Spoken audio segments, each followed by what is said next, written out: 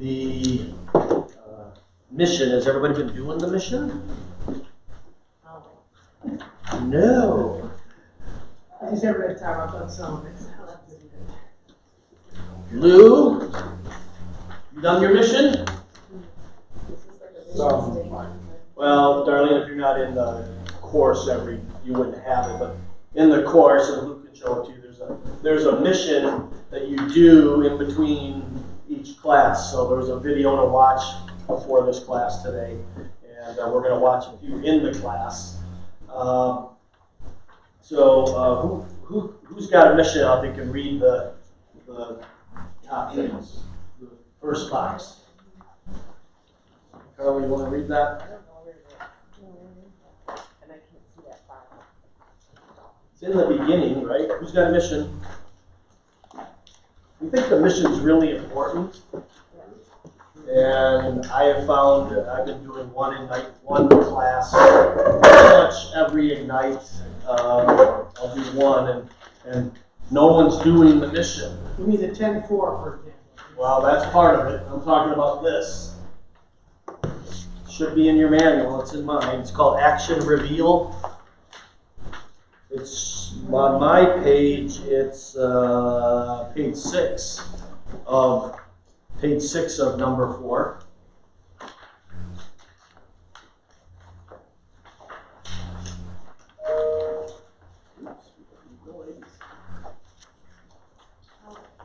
Got it? Yeah. Yeah, you got it. Stephanie has it. Right. So the missions are really important in that they set up the next class. So like here we have complete your daily 10-4. Now me and Al looked at it the other day, and not one person had gone in and logged anything in the 10-4. Are you guys familiar with what that is and where to do it? No, I don't. Tell the truth, nobody explained it. Yeah, and I can kind of see, a veteran agent having their own system and not doing it. But I think anybody that's, new or struggling to get going ought to be doing the daily 10-4. Al, how did I get to the daily 10-4? Go to my KW and type in my tracker in the search. My KW. Let's see if I can get over here.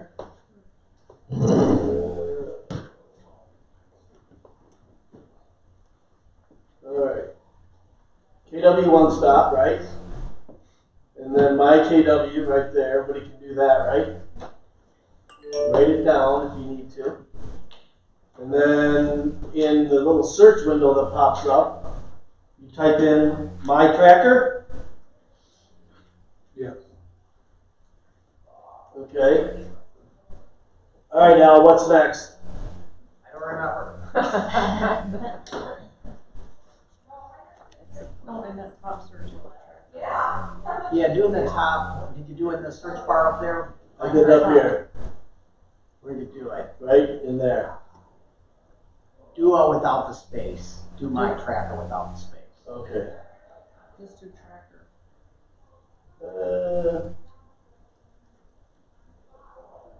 Wait. Is that it? Yep. Well, it's a good thing your My door's open. tracker. It's a good thing your door's open. Okay. Now what?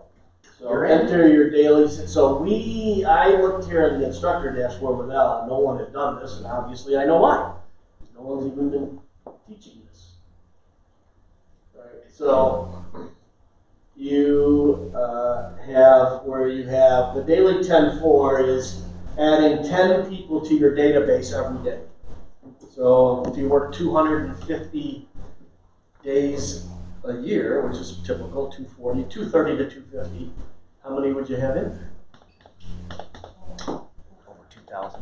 Yeah, you get 2,000. And Gary Keller says you can get 10% of your database if you work it 36 touches a year. You can get 10% of your database to give you business. Either they give you business or they refer you to somebody.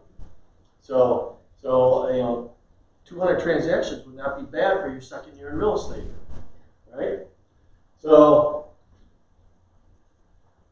this is where you add them. Al, Student dashboard, let me see. Oh, there it is. There's a place where you, I got the little button here where you can just do it this way. But where is it where you can see the actual names?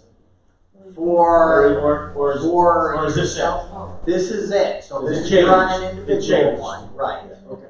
Yeah. So you put 5 people in today. This would be your goal to put people in your database every day. So you can go to your dry cleaners, pick up a load, get a name, get an address, see if they know anybody that wants to buy a home, sell a home, invest in real estate, and voila, you have somebody in your database.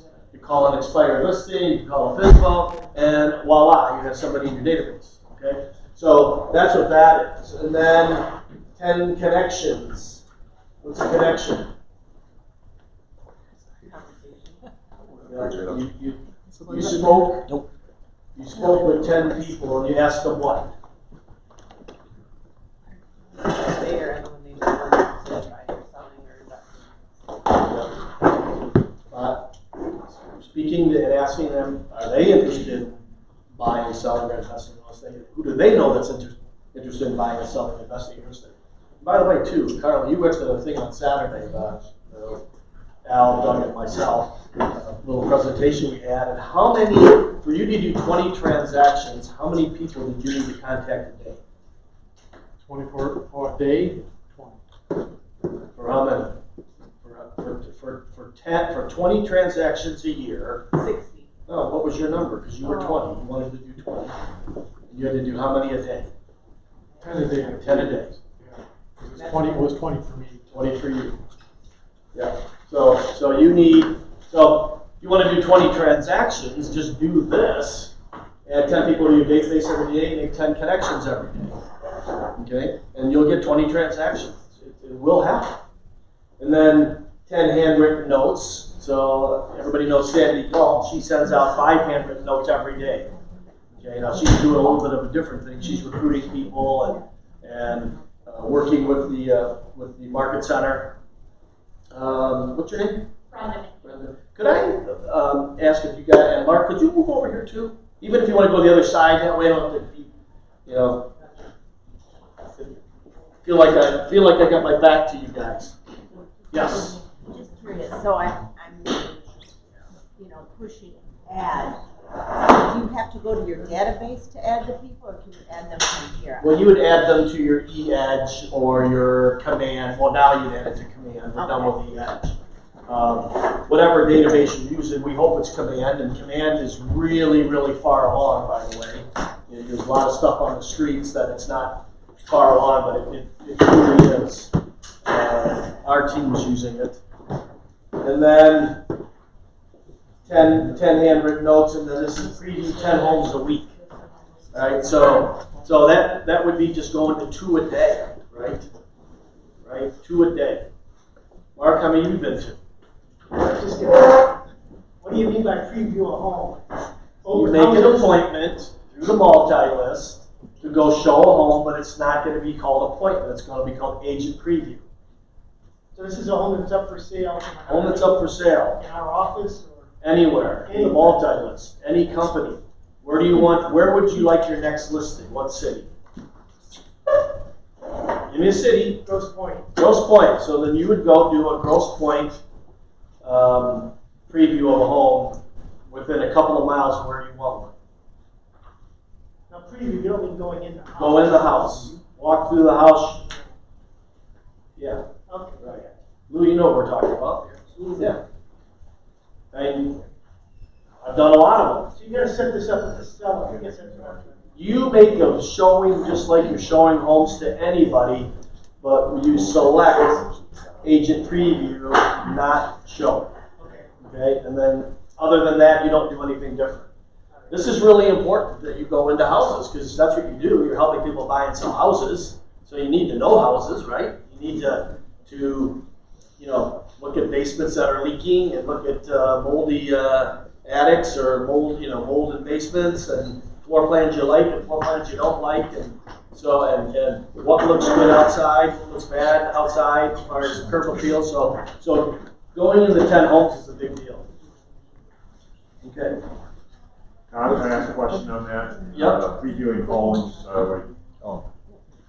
recommending that you're doing it to homes that are vacant? Or are you actually? Occupied. There's no seller that's gonna be upset that you're previewing their house.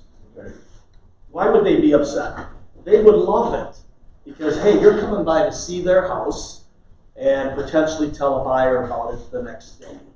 So they love it. You know, sometimes I take 10, 15 agents to one house. You know, and the listing agent sometimes gets a little like, you know, you're bringing 10 people over? I go, yeah, I think your seller would like that, wouldn't they? Yeah, they would, okay. Just make sure to list it as an agent preview when you schedule a showing. Exactly. Vacant is better, however, make sure you're not listed as a showing when you schedule it. Make sure it's an agent preview. All right, so daily 10-4. Okay, so this is something you should, you know, I really think anybody new in this business right now should be using the tracker.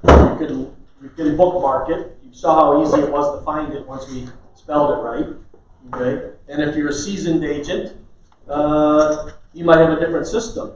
But it's like you need to, if you want to do 20 transactions, you need to talk to 10 people a day. Okay? Otherwise, you're not going to do 20 transactions. You're going to do less. Okay? It really works out that way. Okay? Extend your learning. Anybody read that one? Who's got it available? There you are. Charles, can you see it? It's right on the, it's on that right there. It's kind of small though, isn't it? Share your big why and value proposition. Talk in your outside voice. Share your big why and value proposition with 5 friends or family members to affirm in your own mind and garner support. Okay, so what's big why? My big why? Yeah. My big why is to build a foundation now to achieve financial freedom in the future. Okay, like that. Anybody else want to share a big why? Mine is to make, I'd love to net after everything $200,000, travel a lot. Me and my son like to climb mountains, so we do a couple a year. That's what I want to do, is with my son. So I work to do that. What's the one below it, Charles? Practice description of partner. Ooh, yes. Ooh. Who's practicing scripts every month, at least 5 days a week? Whoa. A good 3. Oh, what? 3? All right, I like 3. Who's doing it no days? Okay. So you really want to do script practice. So why would you want to do it? Hi, Jamie. So you don't. There you go. What's that? So you don't sound like a robot. So you don't sound like a robot. All right, what So it else? becomes automatic, and then you don't have to think about it. Automatic. I call it the mental Rolodex. You know, something comes up and you just know and pull the right one out. Right? And if you don't practice it, you won't have them up there. Okay? And Tony, you've come in our office. Stephanie, you've come in our office. Kate and Hal just finished it. You know, they just finished it. We do it every day. We do it for 5 straight years. Okay? And you know, Kate, I would put her up against Stacy Pearden. I'd put her up against Dave Claft. Al, I'd put her up against Al. You know, because she knows scripts better than anybody. Okay? And you guys don't even barely know Kate probably. She'll be here Wednesday. She'll be your instructor on Wednesday, and ask her about her scripts. Ask her about script practice. Okay? So really important, Arnie. Is it still every morning at 8:30? Every morning at 8:30, you're all invited to my office. You gotta be on time though, because we've locked the doors at 8:30, so be a few minutes early. In your office? In my office, yep. Stephanie was doing it for a while. Did you get a lot out of it? No, I just got sick and I stopped, but I'm gonna start back again. Yeah, start back. Kathleen Garden is she said she's gonna start coming next week. She had some babysitting thing that was getting in her way this week. Kathleen's a really seasoned agent. But whether you do it in our office or you don't even need to do it. You could do it from home. All you got to do is have somebody on the other end of the line. I mean, I just actually heard in here there's some people that are committed that want to do it, right? Why don't you two do it? Okay, all you got to do is set a time that's consistent: 8 a.m., 7:30 a.m., 5 p.m. That's the key, is that it's consistent. When it's not consistent, it falls apart. Okay? And you practice for sale by owners, you practice expired listings, you practice price of, getting a price reduction, you practice your listing presentation, your buyer presentation, getting your full commission when they want to chop you. Okay? All right. Gather your tools and bring them to class. So download and print the pre-listing presentation for sellers from Ignite on KW Connect. Everybody do that? Okay. That would have been helpful. What's the next one? I can't read it. Download and print the Ignite listing presentation for sellers. It's in your manual, so I guess you're okay there. Create a list of names to call in Power Session 4. So have you been making phone calls during this class? Last week you had 3 of them, right? Yeah. We only did one day, One day, which one was it? first day. Who was in, John? Sandy's there. Sandy. Yeah, and then the second day was who? No, first day was John, second day Oh, was Sandy, and then it was Mark. It was in Sandy's class? Yeah. We're gonna do that today. Okay, we're gonna take 20 minutes, it's gonna happen pretty soon. And in my estimation, it's the most important part of this day, actually, because we're saying win the seller, but if you don't have any sellers to win, then what's the point, right? So the lead generation is huge. So we'll do that in a few minutes. And then, what does this say? Bring copies of scripts used in sections, 1 and 2. Okay. And then prepare for a listing appointment. So did you guys watch these videos? Yes. Yes? Yes. Yes? Yes. Yes. Who else? Wow. I think, were they the ones on? Blair, I don't want to hit you behind me. I'm gonna move you. You can sit right here. And where would those videos be? Those videos are in KW Connect.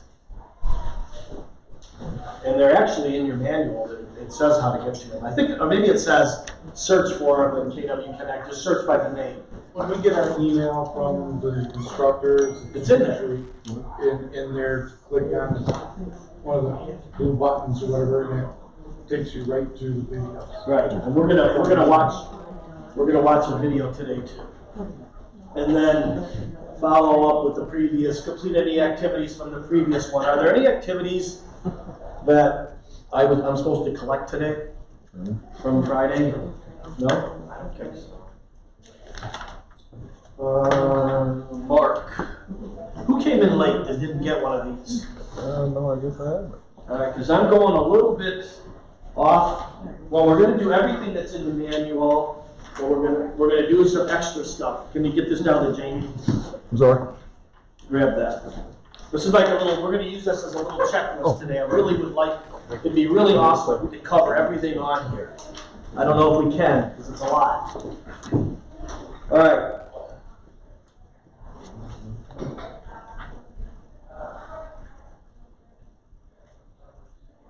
Let me move on. Okay, so we're gonna take the 20 minutes to make some phone calls now. And, where are they? I printed out, there's a bold coach, her name is Jackie Kravitz. And she teaches a class that you can go to. It's a group class. It's called Dominate Your Market. I think they might have just changed the name a little bit. But, in the class, she's got this really great Visibo script. She's got this really great expired script. So pass this around, take one of each, and then if you have somebody like you, here's who could you call right now? So, where's the clock? Is it behind me? Right here. Right there. Oh, wow! So we're gonna call for 20 minutes. We'll start about 9:25. Okay. So who could you call? Charles, who could you call? I call my friend John, he's a couple years older than me. Okay. So I hope you call more than one person. Oh, sure. Okay. Yeah. So yeah, you could call a friend, and what are you gonna say? Well, first I'll probably say, hey, Charles, I'll work on it with him a little bit, ask how he's doing. Sorry. Yeah, I'll say, hey, I want to catch up with him a little bit, see how he's doing, since it's been a while since I talked to him. And then I'll probably just casually let him know of the new career, and then ask. Yeah, don't be casual about it. Yeah, ask the all-important question, do you know anyone? So we Looking to find someone that's real teach a technique called the Ford technique. Who's ever been involved got it? Mark, you got it, right? The Ford. So the Ford technique is family, occupation, recreation, and dreams. So when you're making a call to your sphere of influence, also known as the people that know, like, and trust you, you could use Ford. So you don't need to use all of Ford, just use one of Ford. You know? So if it's a friend, you could check in on how their job's going. If it's a family member, you could check on something about the family. If it's a friend, maybe what recreation they have planned for this winter. Are they going to go snow skiing? Right? And then write this down. The purpose of my call is. Right? You want to make sure that you say the purpose of my call is, and that way it doesn't. You get it out on the table, and they're not thinking, oh, he really called me because, and now we're talking about my recreation, and So the purpose of my call is, I just got into real estate, or if you're seasoned, I wanted to help 20 families this year, or I'm planning on helping 20 families this year, and would like, to know if there's anybody in your world that wants to buy a home, sell a home, or invest in real estate that I can help. And they'll either say yes or no. If they say yes, get the name and number, and you call them. Don't let them call you. You call them. And if they say no, thank them, and go back to Ford. Maybe do another Ford thing before you hang up. Okay, that's called a Ford sandwich. A little Ford in the beginning, purpose of my call, a little Ford at the end. Whether you do it exactly that way, the call will just unfold. Okay, so you could call that. You could call expired listings. You'd have to have some expired listings right now to do that.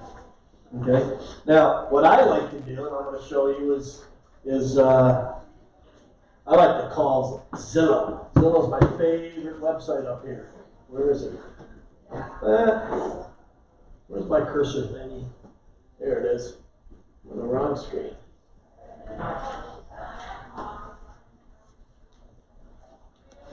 Okay, we get technical difficulties. It is up there. I don't see it. Well, when you go back, it's 1, 2, 3, the fourth one. Well, I see Zillow. I also see my pointer. There we are. Zillow. All right, so Zillow is a FSBO farm. If you like to call FSBOs, and I'm going to encourage you to call FSBOs because 100% of them want to what? Sell, right? And when you leave messages, they call back. Okay, so it's like, to me, it's like a high target activity. So let's go with, I would just say, I'm going to call Sterling Heights. So I'm going to type in Sterling Heights, Michigan. And then I'm going to go over here. And I'm going to click on this. Oops, I'm going to open that up. They changed it on me. I already have it. I'm going to uncheck everything but buy owner. I could just do this, I think.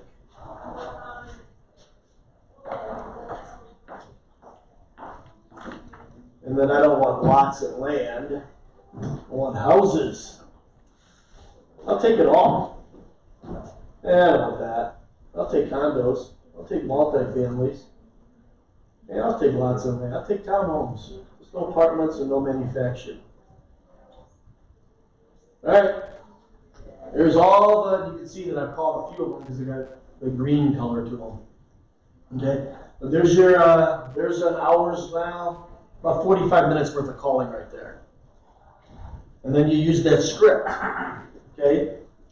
So the script, basically, hi, my name's Tom Lipinski. I'm a local real estate agent. I never say I'm with Keller Williams, right? Because a lot of people from Keller Williams make phone calls and sometimes they get annoyed. So I just say, hey, my name's Tom Lipinski. I'm a local real estate agent, and I see that you're selling your house by yourself. Is that right? Yeah. Right. And then there's always repeat and approve. So after they say something, what do? Repeat and approve. So yeah, I'm selling my house. Right, fantastic. You know, glad you're taking that step. Are you a real estate agent? Yes, I'm a real estate agent. Have you had bad experiences with real estate agents calling you? Yeah, I'll do something to further the conversation by repeating and proving. Okay. Now, if you want to see this, you want to get the phone number, you just scroll down. And this is another thing I like about Zillow. Is because 100% of the phone numbers are correct. 586-275-5050. And there's Charles Campbell. And Josh. So that's who you could call. Expired listings we talked about. What else? I mean, as far as calling, what else could you call? I mean, we got sphere of influence, expired, Bismos, what else? Probably not too much else right now. So let's start. Is everybody good on this? Okay. Let's see who can get an appointment.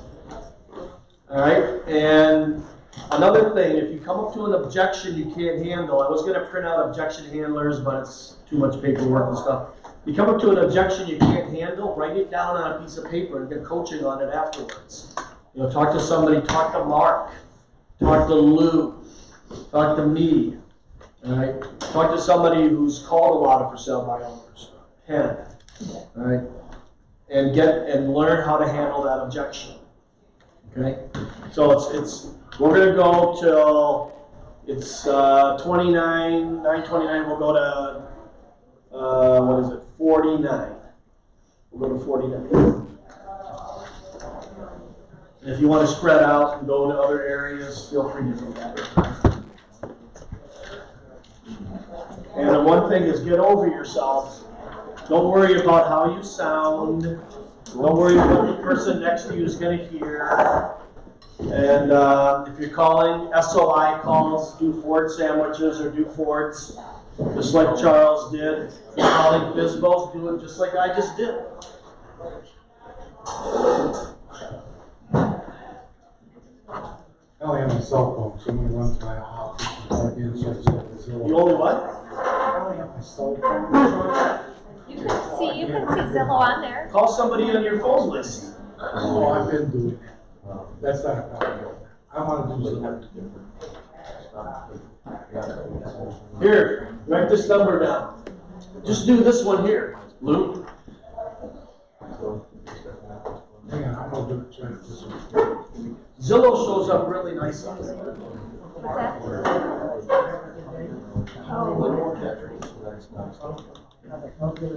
Mark's on a call. Ray's on a call. I'll be my age and last time. Where was that?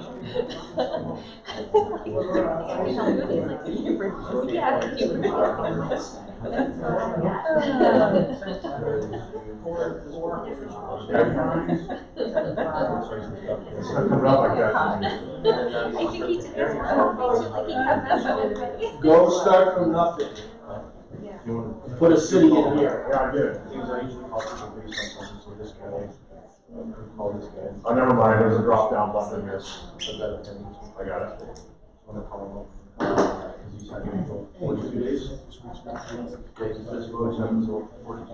This is a necessary activity to earn money in the real estate business. They hang up on, first of all, you know what? They won't hang up on you if you're really confident. They might. And if they do, big deal, right?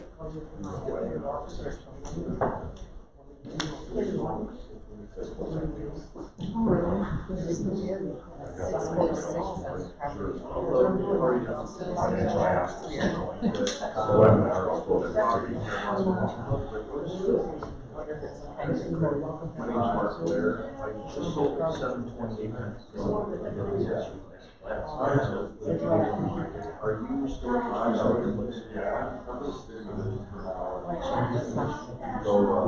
no, I'm actually an agent. I just sold 728. It's been closed on. So what's the reason why you're selling yourself? Is it stop selling yourself? You want to do that? Right. We charge? No, of course not. If you don't find success in finding buyers, then yes. So any reason why you listed it? Yeah. Okay. Thank you. No. Just in terms of my family member? For sure.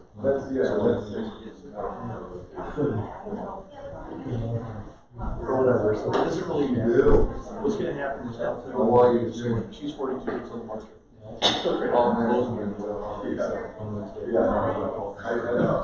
Listen, now I'm actually Tony. He has some numbers here. There's one thing that people do is they, I wouldn't read any of this. I wouldn't look at any pictures. I would look at one thing, address and the phone number. Two things, the address and the phone number. So you don't need anything else. She's actually Yeah. That's all.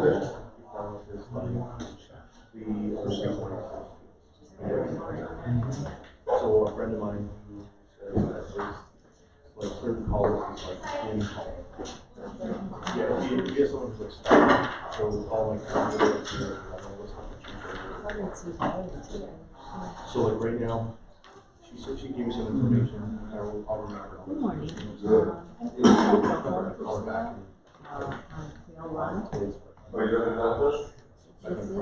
Hi. So I'm gonna get some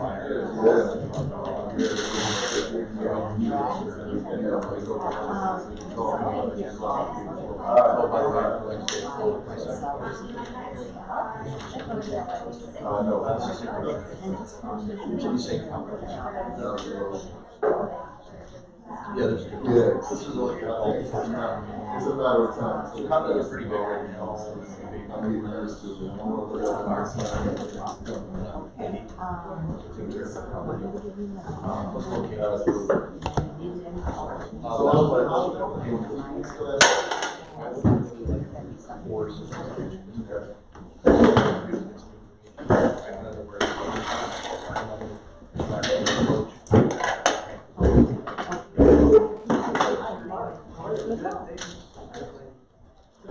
Somebody get an appointment.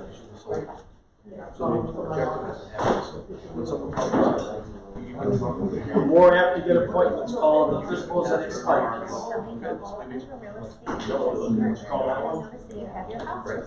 So like even though you're telling me that, Everybody should call it.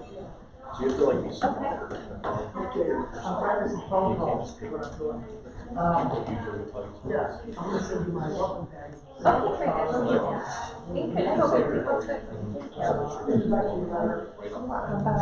The address stayed at the top, the phone number's right there. So try to. Do it exactly as, where's the extra strips at, by the way? So I have listings on Fizbo's, but this is a foreclosure auction. Huh? And Zillow? Yeah. Just go to a different one. Go to a different one then? Okay. Yeah, absolutely. Well, I got a call from this day. And do it exactly like this. The thing that people do is they change it up. Do it exactly like this. This is a really, really good script. I've listed 100 homes with this script.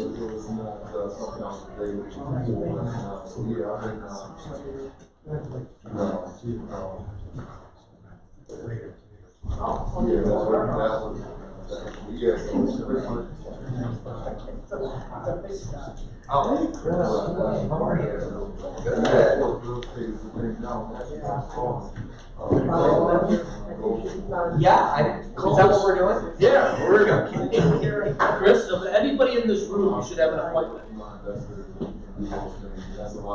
746-9330, Michael Drive. Hello? So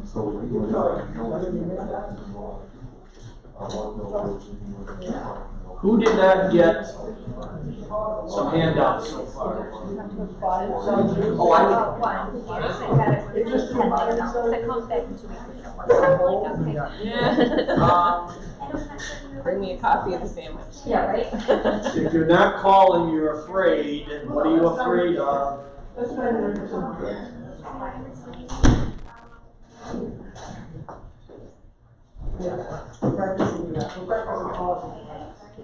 Fear, false evidence appearing reasonable. Right? So just call them. Nothing's gonna happen. You're all gonna be alive when you're done.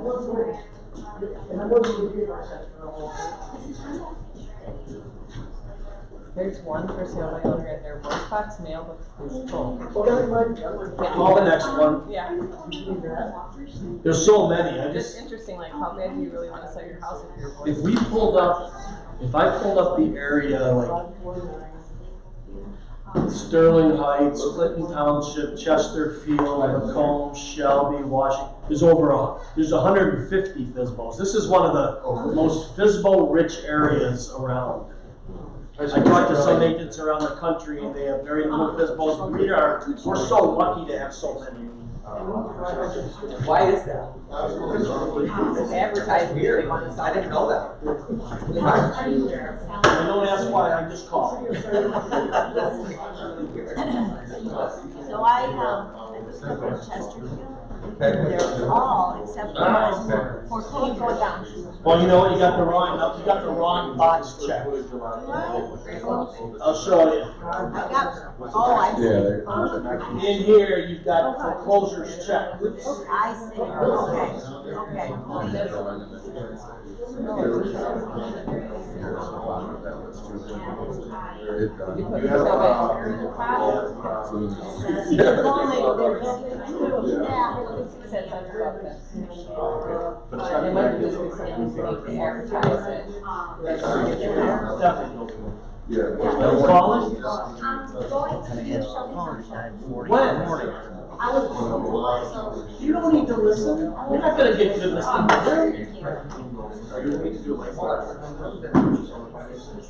How many did you see in Chesterfield? Yeah, for sale by owner. All right, who wants a listing on Quail Run? Do you think they're gonna want to do it? Here, dial it. 448-228. You're gonna live. 248-228-5611. I know. Use that exact script. Don't even change a word on it. Repeat. 611, push send. And then. Nobody's gonna listen The to down you. arrow next to for sale here on the right. Wow. And then you put buyer. So you can untick everything else. Or you can untick for sale and then only, right? Yeah. Just hit by owner. And then that's all that will show up.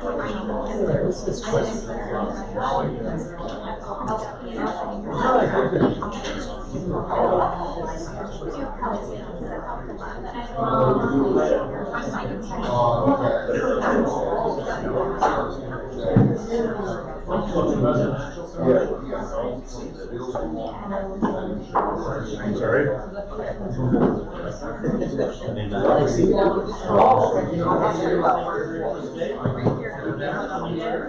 You go towards the very bottom. That pay to advertise the property. It's down at the bottom. So you see the numbers, Charles, and then Brian, and the actual property owner's number. What was your name, brother? If you're reading it, go towards the bottom.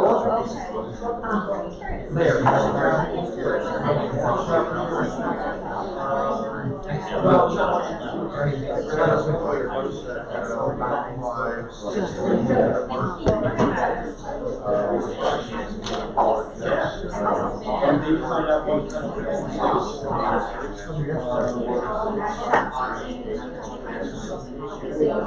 I showed this.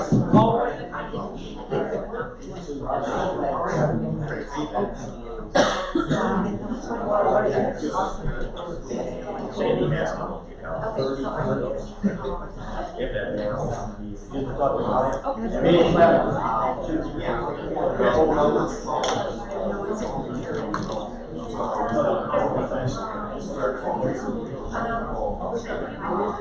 Yeah, 2 down, 2 unsuccessful. Right now.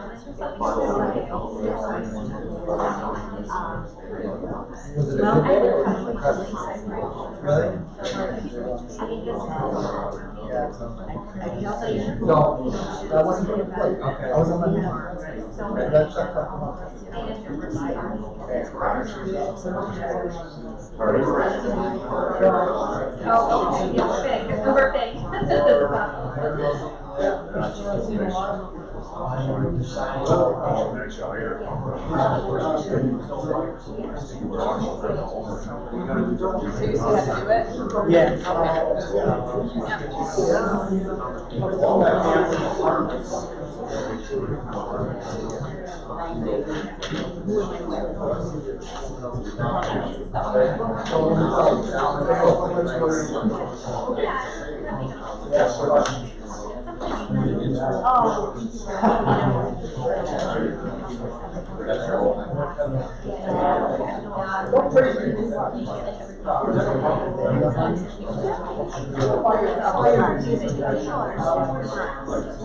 It's not too bad, right? Yeah. I know. It's the first time I ever called him this low, you know, you're like, this person's calling me, and I call.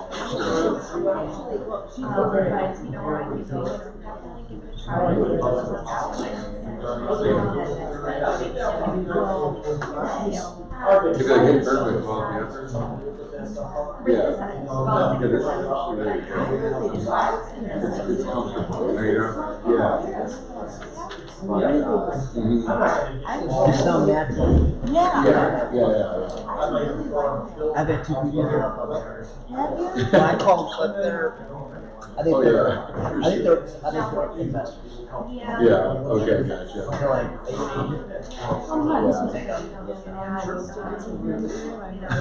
it's 9:45. It is 9:45 in the morning. You know, you wish you paid for it.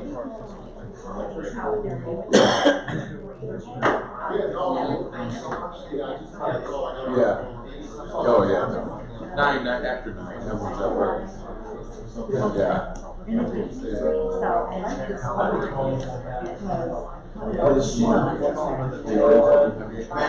Oh, yeah. It lets you, yeah, it's not the cookies. And that's the thing, it's like, you're shifting. Oh, yeah, for sure. Yeah. It's funny, because, it's annoying, and then when you're shooting, you're like, oh, yeah. It's too We need to come.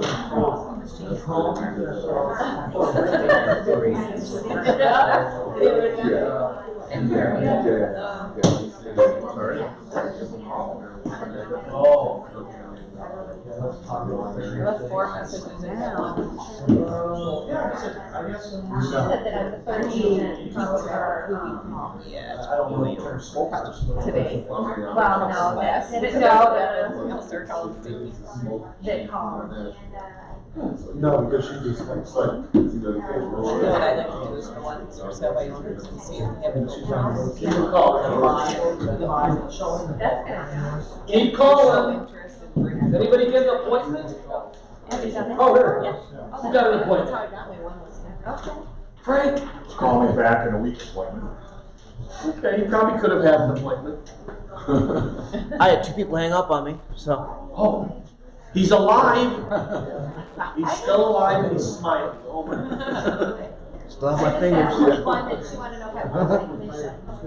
If I were interested, I told her, I said, you know, I was working the largest, agency in Macomb County. I said, you're gonna get more, you know, into all the advertising, and I said, there's just no way to. Want a different approach? Yes, please. See, you don't want to handle objections on the phone. Okay. So I'd say, hey, you know what? Commissions are negotiable. let's talk. Okay, but what's the? And then you go and present your value proposition, which we're gonna do today. Okay. And, you know, and present, and then on Wednesday, Kate's gonna show you how to do a C, how to price the house to sell, right? And then they see, hey, you know, listing with you is their best option. Right, okay. So it's like, I would not handle any objections on the phone, I just wanna get appointments. Okay.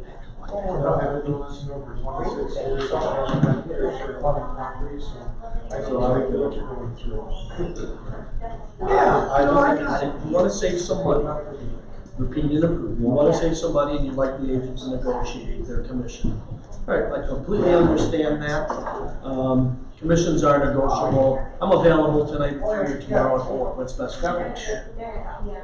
Then you got an appointment, when you get face, because we gotta get face to face with people. And aren't you kind of setting a, An expectation.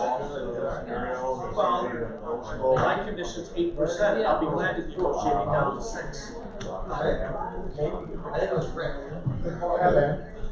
Which is true. On my listing packages, I have them all in 8. You see my listing packages? Did you see? I might even have one with you. Yeah. Yeah. Yeah.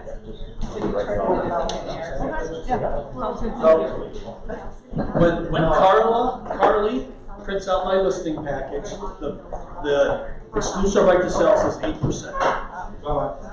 And then I negotiate to 6. Does anybody pay? Oh, that's smart. I've had some 8s, 7s and 8s. 5 o'clock today. 5 o'clock? All right. Lou? You're the man, you're the man. Your option, 30-minute free coaching session. And anybody else that gets an appointment in the last 2 minutes. Oh,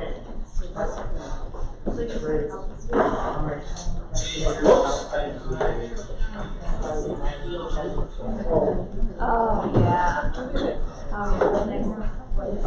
2 minutes, whatever call you're on, finish it, don't make another one.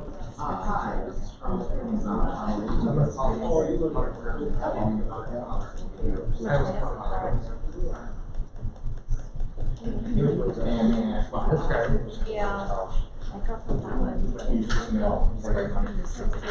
Repeat and approve. Repeat and approve is so fun. I know. You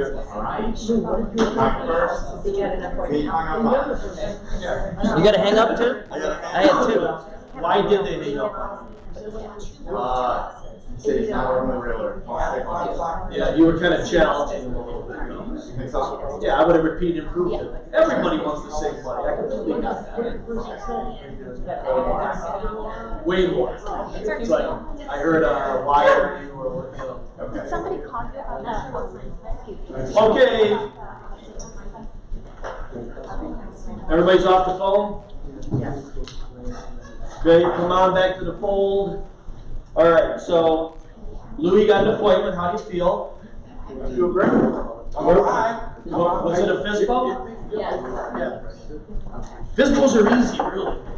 FISBOs are here's the stats. This is recent. 94% of them list and sell with a realtor nationally. 94%. Okay, here might be 80. I haven't studied it recently. I have before though. Go ahead, write down all those addresses, come back in 2 months and see which one's listed. And you're gonna see a lot of them are gonna list. Okay. I was able to call 4. I left messages for 3, and the last one I called, she answered. And had you gone to your office, you'd have called 2. I haven't done it on my phone because it was a little awkward trying. Yeah. Well, I acknowledge you for stepping out of the comfort zone. There's some story good news. I called my sister. She said her son may be interested. I gotta get a hold of him. He's at work. All right. So it's a nibble. Make no phone calls. Do no business. How else are you gonna do it? You're either they're not gonna call you unless you send out some really compelling. Start sending. You can buy the leads, right? Spend thousands and thousands of dollars on Zillow, or send thousands and thousands of postcards out. Right now, money's tight. This is the best way to do it. And Lou, you're a perfect example of it. You know what? And you'll have that listed. When's the appointment? 5 o'clock today. All right. That'll be listed on Wednesday. You'll be able to tell everybody that you got a listing, and then the following week will probably be sold. It's a rental property, and they have a few more rentals as well that they want to sell. Okay. Handwritten I'll help with notes. that if you want. Handwritten notes. All right. So everybody that you talk to should be getting a handwritten note that you had a good conversation with. Nice to meet you. So you gotta engineer for handwritten notes. Right? So who carries handwritten notes in their briefcase? 1, 2, 3, 4, that's because you've been in this class before. All right, so the majority of you don't carry handwritten notes. All right, this is in my backpack, and handwritten notes. And you can't have handwritten notes without stamps. Okay? And because I never know when a listing appointment's going to pop up, 3 blank listing packages. Okay? It's always in there. You got to have that mindset. You got to have the lister's mindset. Okay?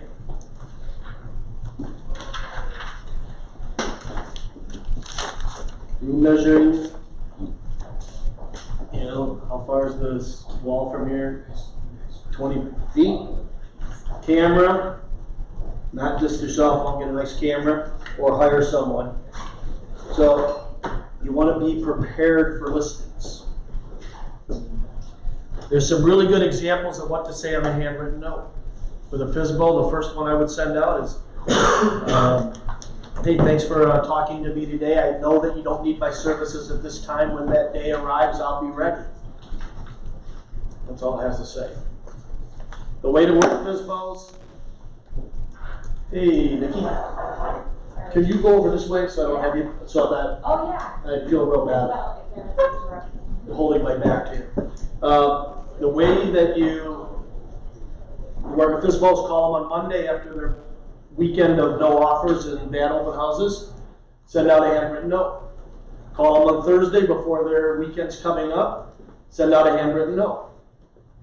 Drop off, give them an item of value in the mail or hand delivery on Tuesday, and an item of value on Friday. So that means in 10 weeks they get how many phone calls?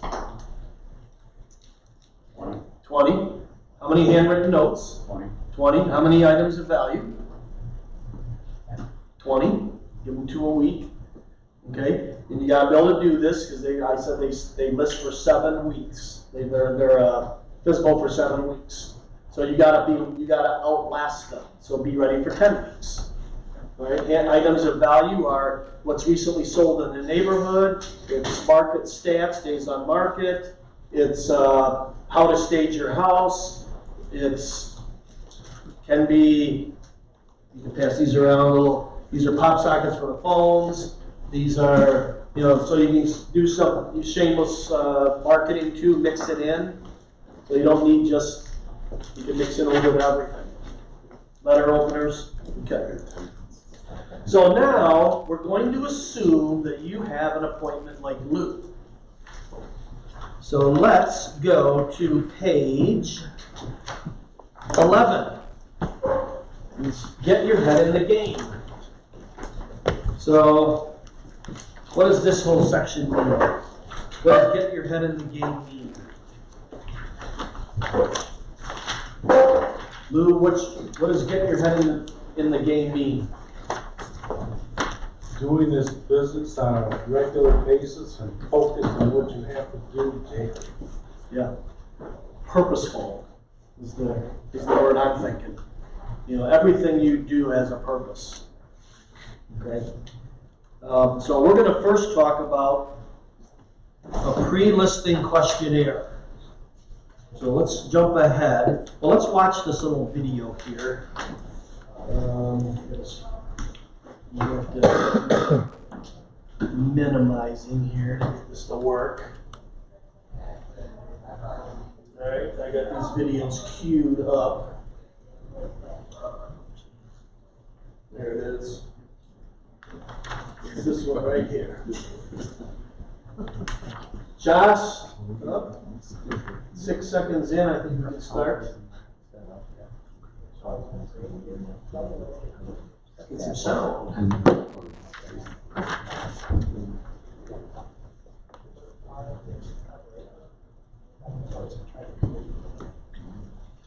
You have to change your sound output to the casting. How do I do it? Or you can pick this.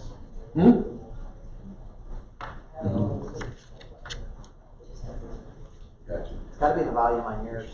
Yeah, it's full up. Yeah.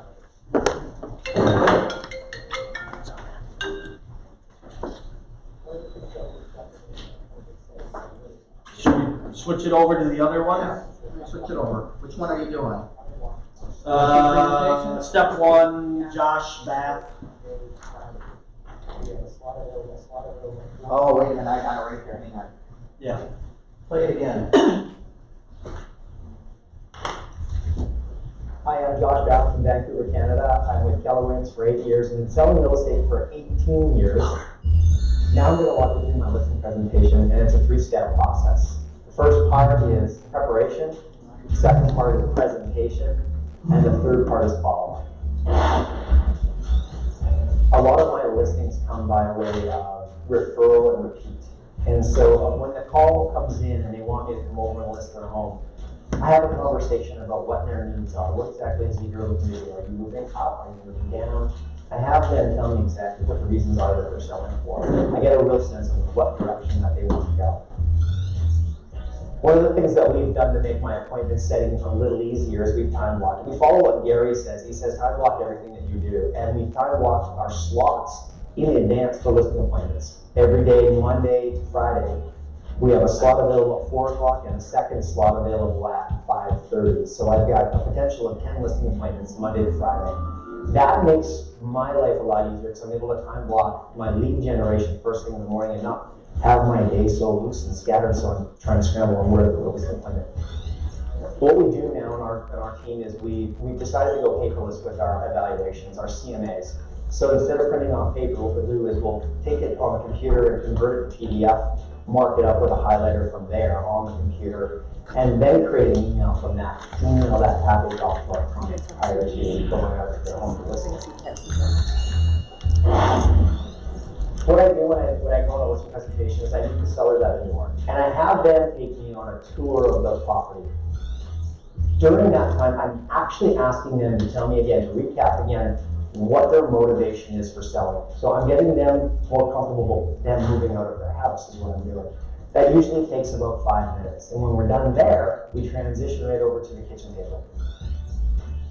We'll talk about the market, the evaluation itself, and that in itself is about 15 minutes.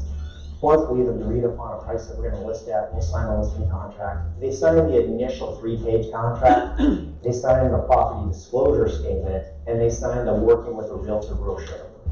Outside of those 3 documents, that's it. I send in my measuring company to come in and measure the home. I send in my stager who's going to contact them to come in and stage the home. And once she's done, then I send in a photographer and take photos of the home. We always do a follow-up with them as well, just to say, how did that go? What was that experience like for you? Keeps them feeling like they're in control and very much a part of the process, and it lets them know that we're paying attention to every detail on their listing prior to it even being on the market. One of the expectations that I set with the sellers is that I phone them twice a week on purpose. So I set their expectation for me to phone them on Monday mornings with what's called a Monday morning update, where I review everything that's happened for their home over the past weekend with them. The second call that I set them up for to expect is on Fridays, and that's a Friday morning market update. And what I've set them up for is that I'm going to talk to them about any new listings that have hit the market, any expires that have come off the market, and any solds that have actually just happened since that past week. They also know that on Friday, we're going to be talking about the numbers. Does the current list price that we're at right now still make sense in relation to the latest listings or the most current solds? They know in advance that that conversation could lead to a price reduction, and a lot of times, they bring that on themselves. They say, hey, look, you know what, it looks like we might be a bit high, Josh. Should we bring it down? So it's a natural transition to a price reduction. One of the reasons I choose not to do a pre-listing package is when I'm sitting in front of them, I really want their full focus and attention. I want their attention on me, and I want to be able to ask them questions where they're giving me their full attention and not flipping through a pre-listing package.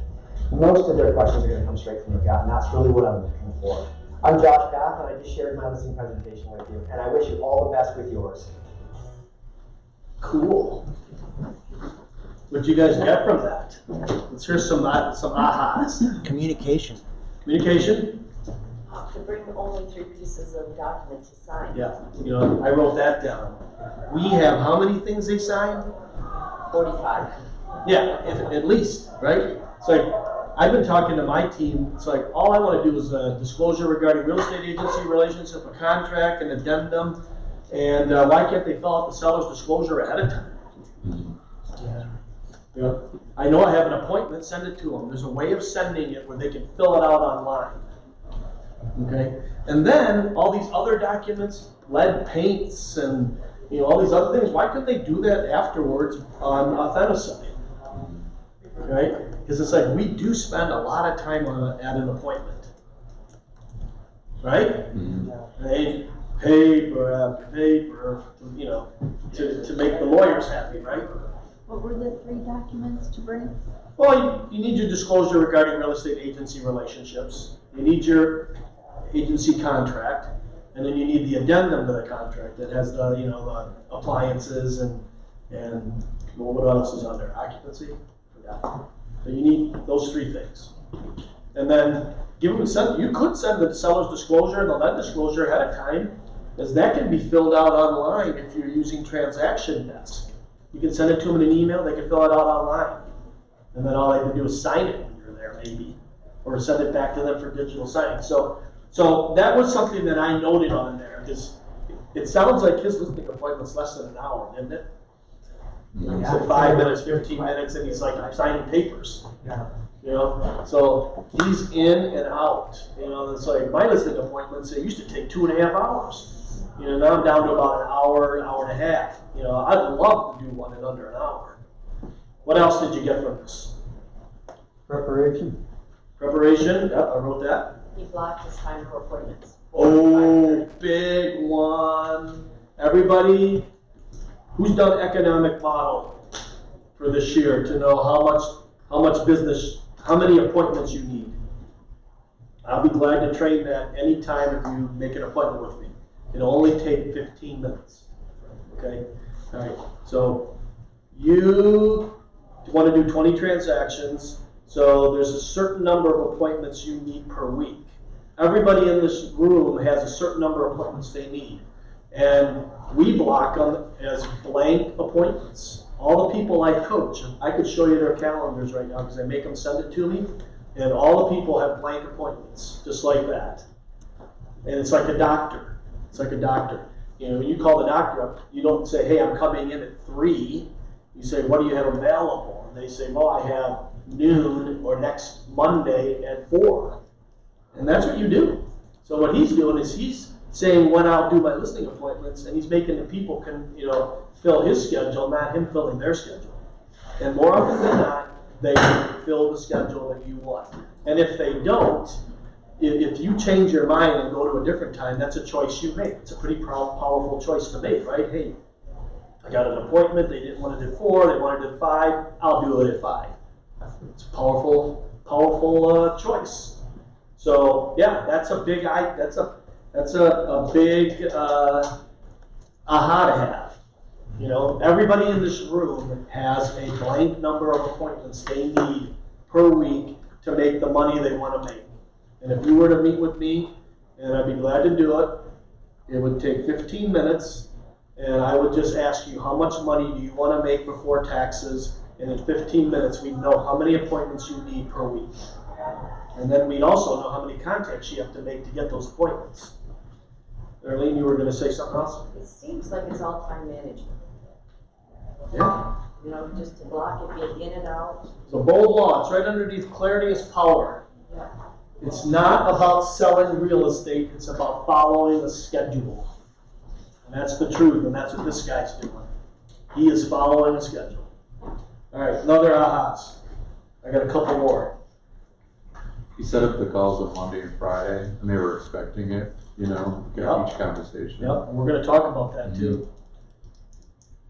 Of course, he does his morning calls, his lead generation every morning. Yeah, which 1 hour. we're not doing right now, are we? Well, we did. I like that second call, that market update call. Market you update. guys. Yeah, that's a really good idea. Yep, we're gonna talk about that. What about questions? Didn't he ask a lot of questions? He said, I find out what their big why is, what they want to accomplish, you know. Right, that was like his first thing. That's important too. All right, on page 12, it says focus on listings, and there's 3 numbers at the top. It says listing provides more exposure. So yeah, when you get that sign on the lawn at night, people in the neighborhood are gonna see you listed that house. You're gonna be able to do just circle calling around that listing. Okay, you're gonna be able to maybe invite people to an open house. So you get a lot of exposure by having a listing. All right, second one, listings are buyer magnets. You wanna, if you have a really good listing business, you'll have a really good buyer business. You go hand in hand. The top agents in the company are about 50-50. They don't focus on buyers, they only focus on listings, it just happens. Maybe 60-40, but it's 50-50 listings to buyers usually on the top producers. And like Carla, you'll do 10 and 10 probably, is what you'll have. Because you're focusing on listings, but you're gonna get those buyers. Listings are time leveraged, right? So on average, you can close 2 to 3 seller listings for every 1 buyer. So a buyer might want to look at, 10 houses, that's normal. 5 to 10 is normal. And then they make an offer, and there's multiple offers, right? And then you get beat out, you're back out looking at another 10. So, yeah, Lou's gonna go over there tonight, he's gonna spend his hour, he's gonna get listed, he's gonna get an offer, and 2 or 3 hours of time, he's gonna have a nice commission check. Double dip. Double dip. Love it. Okay. So let's talk about pre-qualifying. So I'm going to pass around here. Make sure that gets one. This is a pre-qualifying checklist questionnaire. And this is from Bold. So if you've taken Bold, this is from Bold, and all I did is put it in Word, added a couple extra questions. All right, on our little checklist, it's number 2. Let's see, before we go to number 2, I said, if the appointment is 3 days out, confirm in addition to the pre-qualifying questionnaire. Everybody understands that, right? Yeah. A lot of times people schedule an appointment and they don't confirm and then it gets canceled. So if your appointment, like Lou's got his appointment, he should probably even still confirm it. Okay? But if his appointment was on Wednesday or Thursday, I'd be doing the questionnaire and confirming. Okay, so let's look at the questionnaire. Everybody got it? So, at the top, you put, all the pertinent information in there, and then I'm going to role play it with Steve. And then in the middle, I'll stop and start it as I make some comments. And then you should take notes on here. All right, and I've got, you want another one? We've got plenty of them. Or we can make copies, or you can give me your email address and I'll email it to you. So, hi Steve, this is Tom Lipinski with Keller Williams Realty Lakeside, and I'm calling to confirm our appointment today at 5 o'clock, or no, let's go Wednesday at 5 o'clock. Does that time still work for you? Was it Wednesday? Yeah, Wednesday at 5, is that all right? Yeah, I can make it. All right, perfect, I'll be ready. Before I come out to your house, there's a few questions I need to ask so I can prepare and save some time. Do you have maybe 5-10 minutes right now? Yeah. All right, perfect. So, if what I say makes sense to you, and you feel comfortable and confident that I can sell your house, are you planning to list your house with me when I come out today, or Wednesday at 5? It depends what you have to say. That depends on your mind, so I got that. So, it's going to be on me to make you comfortable and confident, right, that I can sell your house? Of course. All right. So, let me just begin here. So, Do you plan on interviewing more than one agent for the job to sell your house? Yes, Right? So you're gonna get several opinions then, right? of course. All right, perfect, I understand, and you know what? I like competition, and it'll make me do a better job. Excellent. So, and tell me again where you're moving to? Florida, Florida, what part? Sarasota, Yeah, what's taking you there? grandkids, Grandkids, that's awesome. How many do you have there? one. One, all right. So what kind of things do you do with the grandkids? Not a lot yet, but hoping to change that. Not a lot. I thought you were gonna say fishing. I will be fishing. All right, so, now, is there a time frame? How soon do you have to be there? The sooner the better would be nice. Sooner the better, okay, so I write it in there. If I sell your house in the next 30 days, would that pose a problem for you? I gotta be out 30 days.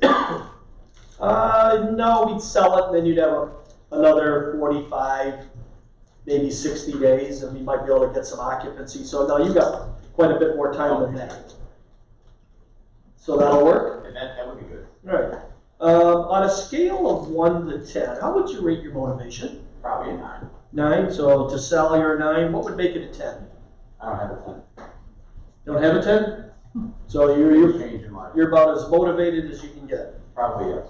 All right. Now, what would happen, Steve, if the house didn't sell?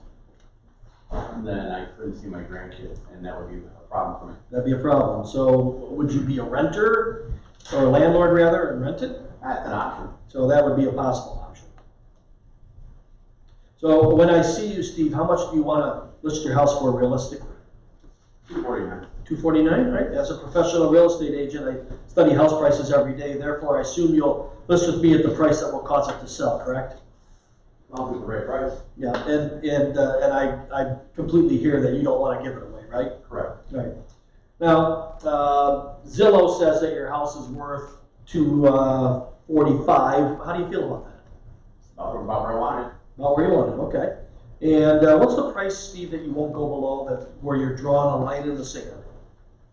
I'll give it that I can while I'm professional. Yep, so do you have a number? Is it the 245 number? I maybe go a little lower, but I'm not gonna give away my house. Yep, don't expect you to either. How much do you owe? It's paid off. It's paid off, fantastic. Don't come across that too much, so that's wonderful. Since you do not owe anything, you ever thought of selling it yourself? Yes, but I want the most money out of it. I hear professionals do a better job.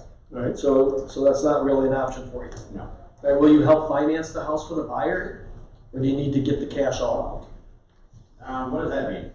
Well, it's where you become the bank. So there's a couple of ways of doing it. One is offering land contract terms. The other one is a private money mortgage. We do those all the time. I know you probably haven't even heard of those, or if you have, they're kind of foreign to you. The big thing is that you're creating debt. You're not going to get all the money out. You can make a lot of money in interest, but if you need that money to buy the next one, that would not be the best option. We'll talk about when I see you. Okay, perfect. Are you going to purchase another home down in Florida? Yes. All right. Do you need the money from this house to purchase that home, or do you have some other savings? I have some savings. Okay. You don't have a payment, so I wouldn't even ask that question. Steve, can you quickly describe your house for me? I described the house. Oh, you want? Okay. Well, it's a nice 3-bedroom, 4-bath ranch, Shelby Township, decent street, mostly updated. Yeah. Got a lawn carpet. Is there a basement? Yes. Yep. And have you finished it? Finished basement. Finished basement, and can you tell me a little bit about it? Do you have a bathroom down there? Yeah, there's a full kitchen, bathroom, 2-bedroom apartment downstairs in the basement. Wow, that sounds nice. And what's the bathrooms and kitchen like upstairs? They were updated 5 years ago, granite counters. They're decent. Okay, so I'm gonna pause you. So this is really important to ask a lot of questions in this section. We were just gonna stop but it was like, I wanna ask so many questions here that I know that I could list that house without even going on the appointment. And there are agents around the country, Lance Loken being one of them, that list houses and they never see them.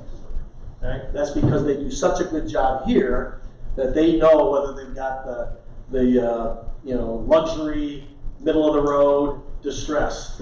They know. So, I would, and there's not a lot of space to write here, so I usually fill this up down here and get a lot of information.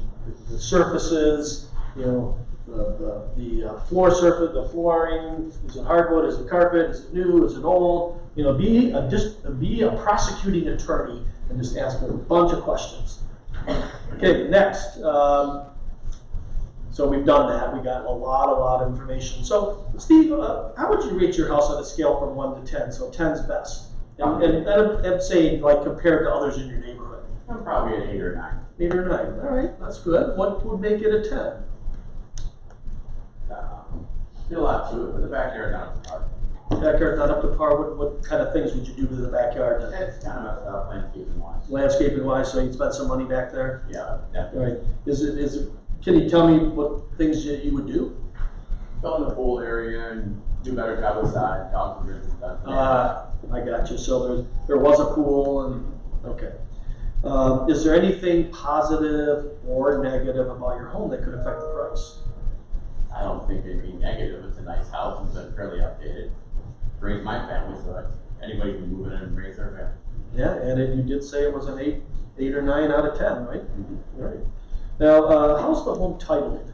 When I say titled, you know, you have a deed. Are you on the deed alone, or is there someone else on there with you? Well, I bought a land contract, so contract to be how it works. Okay, so there is a deed, and is there any other person on there? No. Are you married? Yes. Okay, is your wife on it? No. No? Okay, just you.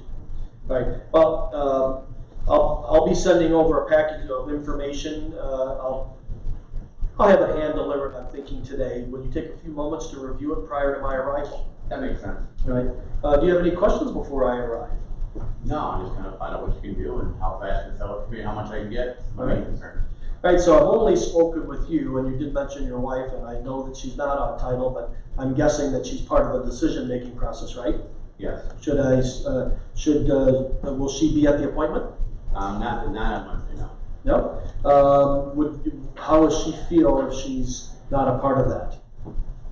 I'm guessing she'll do whatever I tell her to, but I see your point. I think we should maybe schedule our appointment for a different day where, what's your name? Thursday's a better idea. Thursday's a better idea, Patty could be there? Yeah. Okay. It happens. Right, so my calendar at 5 o'clock on Thursday is open. Is that still good for you then? All right, great. All right, so just so you know, the meeting will take about an hour. Will that be workable for you? Yeah, it's fine. All right, so we're all set. I'll be over on Thursday now at 5 o'clock, and we're really looking forward to it. Thank you. All right.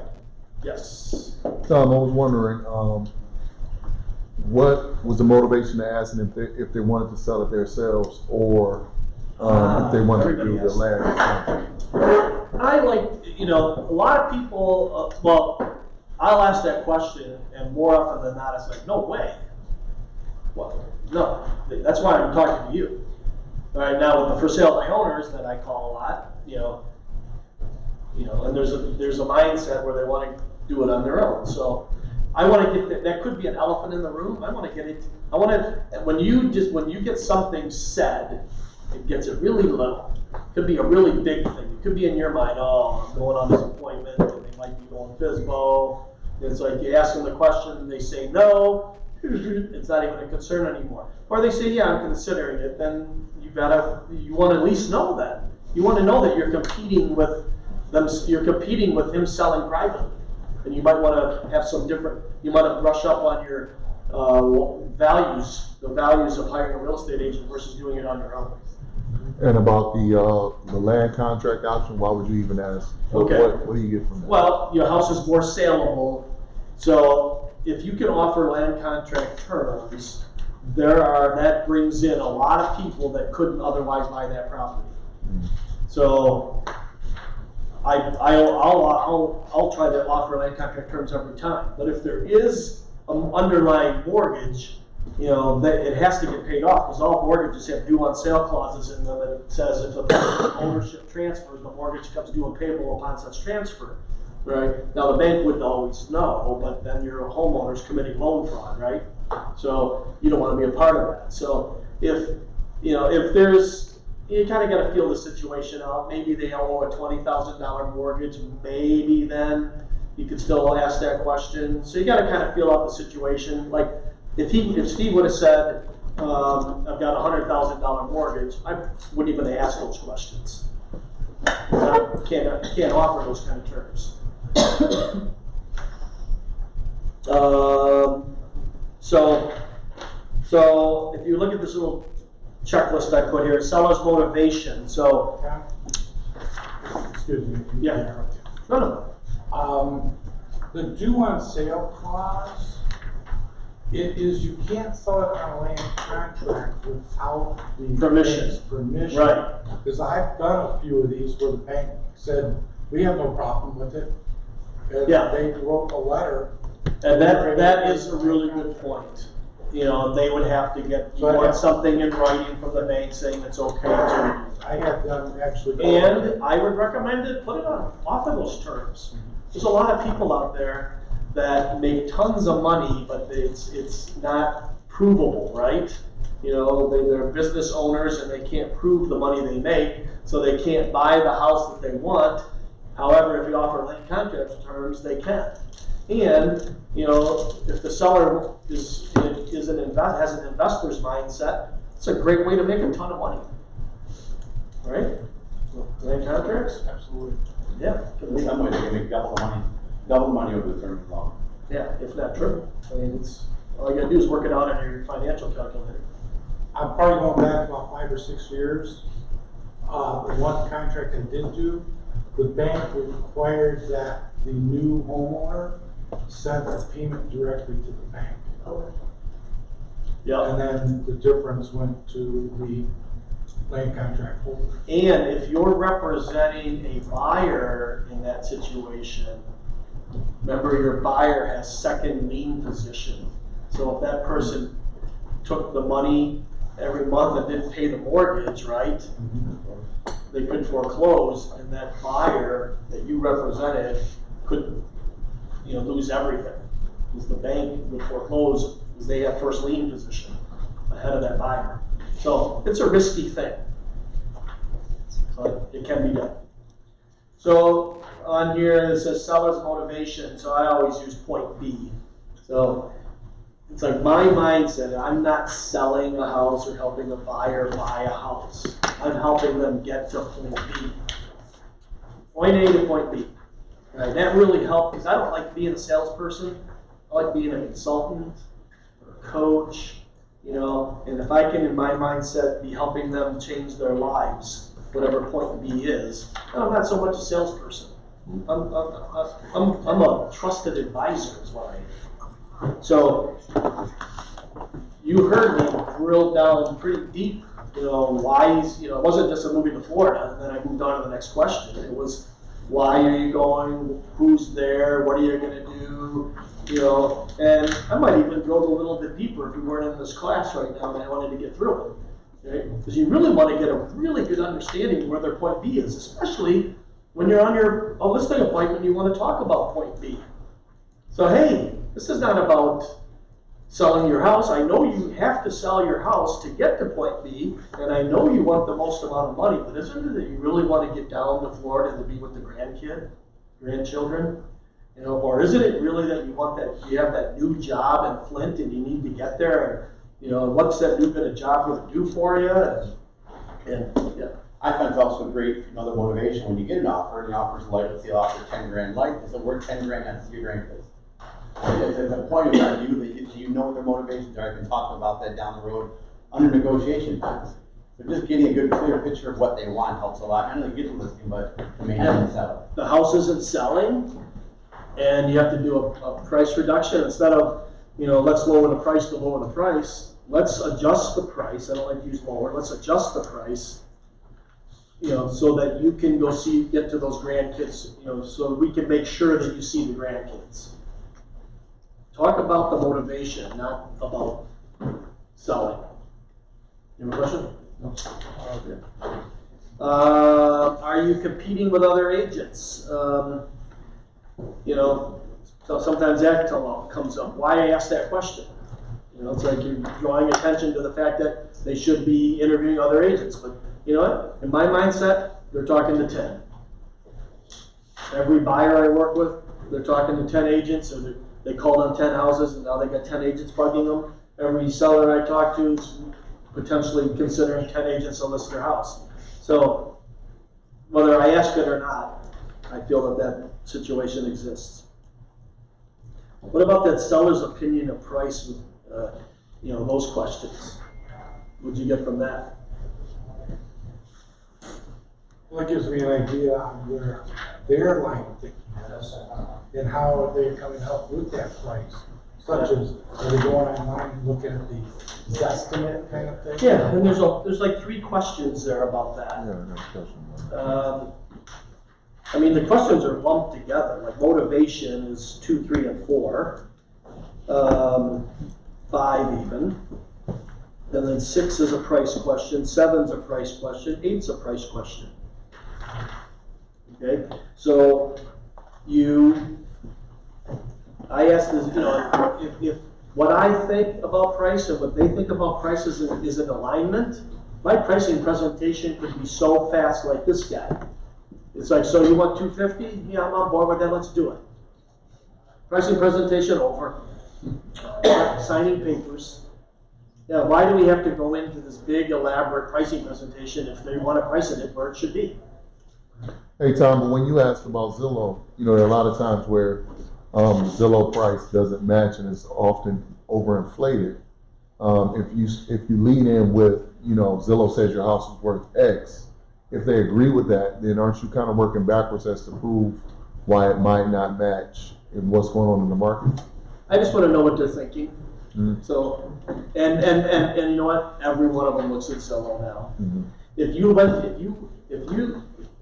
have a listing, you have the ability to go to List Hub. It's part of MI Real Source, and the List Hub shows how many people clicked on the listing in Zillow, and it's like this much, and how many clicked on it in Collab Center, this much. All right, so they're all looking at Zillow. Everybody's looking at Zillow and using it. So I think we should talk about it. Okay, I did it yesterday with we got an appointment tomorrow. Tracy's going to go on it, and she couldn't do the call yesterday, so I made the call and asked that very question. And Zillow says 269, and when I asked the question, he says it's too high. So what do you think it should be? It's at 250. You know, so it's not always what you think. You know, they don't always say, "Oh, Zillow said 269, so my house is worth 269." Are there any market statistics that compare Zillow's estimates to what home sales? There is actually in Cloud CMA. You guys, I'm not going to talk about that today, but in Cloud CMA, if you put in a price, no, if you don't, it'll take all the sold comps and compare them to Zillow. That's what it does. And Zillow's often 10% off high or low. So it's really not that accurate. 10% is a lot. Want a 250 house, 25 grand. But you could do that for yourself. Just take any house that's sold. Mark, do you have a house that you think that sold yesterday or in the last week, probably, right? You just take that house, go to Zillow, see what his estimate is, and you can see how far off it is. Yeah, that's all you have to do. It's usually wrong. Yeah, it's usually wrong. It's powerful in Cloud CMA to pull it up and you see a list of all, you'll see you got 8 homes in your CMA. It'll show all 8 that have sold, the comps of what Zillow said what sold for. And you can show the percentages. Look, Zillow's off by this house by 10%, off by, you know, you can show it right there in front of you. Yeah, that's one of the things I liked about Cloud CMA is that they did that because it really shot down Zillow because they were very rarely ever close. And they have a disclaimer on the website too. Yeah, exactly. Mortgage to pay off. You know, why do I want to know that? It might be upside down. Might be upside down. Well, I'm also going to do a net out sheet, right? Right. So I'm going to do a cash proceeds worksheet, is what I call it, and so saves me from having to ask it at the table, and I can prepare my cash proceeds worksheet ahead of time. thinking FISBO, we talked about seller financing, we talked about description of the house, dig deep, how title is important. You know, when I first got into business, there was never trusts. You know, I don't think I saw trusts until, you know, I'm gonna say it's less than 10 years ago. It's gotta be 5 years ago. Okay, so, you know, I got my license in '92, and I saw my first trust after 2010. Okay, but now it's pretty common. Okay, so it's important to know how they're titled. Also, all decision makers present. It's like, it's really if the decision maker, even if they don't sign, if the decision makers aren't there, I like to go in and one appointment. I don't like to go back multiple times. Right? Some people don't care. Right? I like to go in, walk out, get the listing. That's what you're going to do tonight. Okay? So if people aren't at the appointment, then you know you're going back twice, and you're also leaving it on the table for another realtor to come in. You know, if you walk out without the listing, your chances are 50-50 at best that you'll list that property. And you're depending on the husband or wife to explain to the other spouse what you're having to say. Very bad. Right. Yeah, exactly. And then when you're at the listing appointment, and and you can tell that they want to talk it over. A good thing to do is excuse yourself. Say, hey, let me go to the car. I got a couple of phone calls I can make. Give you a chance to talk about what you'd like to do. And more often than not, when you come back in, it's like, yeah, let's get it going. They just wanted to spend 1 minute to have a conversation, and they couldn't do it when you're there. So excuse yourself so they can have that conversation. Okay, that's a big one. Okay, let's talk of anything else on the questionnaire. Good, liked it. Yeah, it was really good. I can't do my CMA without this, because it's like, you know that there's going to be luxury pricing in any CMA you would do, and there's going to be a distressed price. All right. Without this, I don't know where I fit in. All right. So Kate's going to talk about that heavy on Wednesday. Okay. Pre-listing packages. All right. So pass these around. And you heard on the questionnaire, it said I'll be sending over a packet of information. It's best hand delivered. It's best not the same day.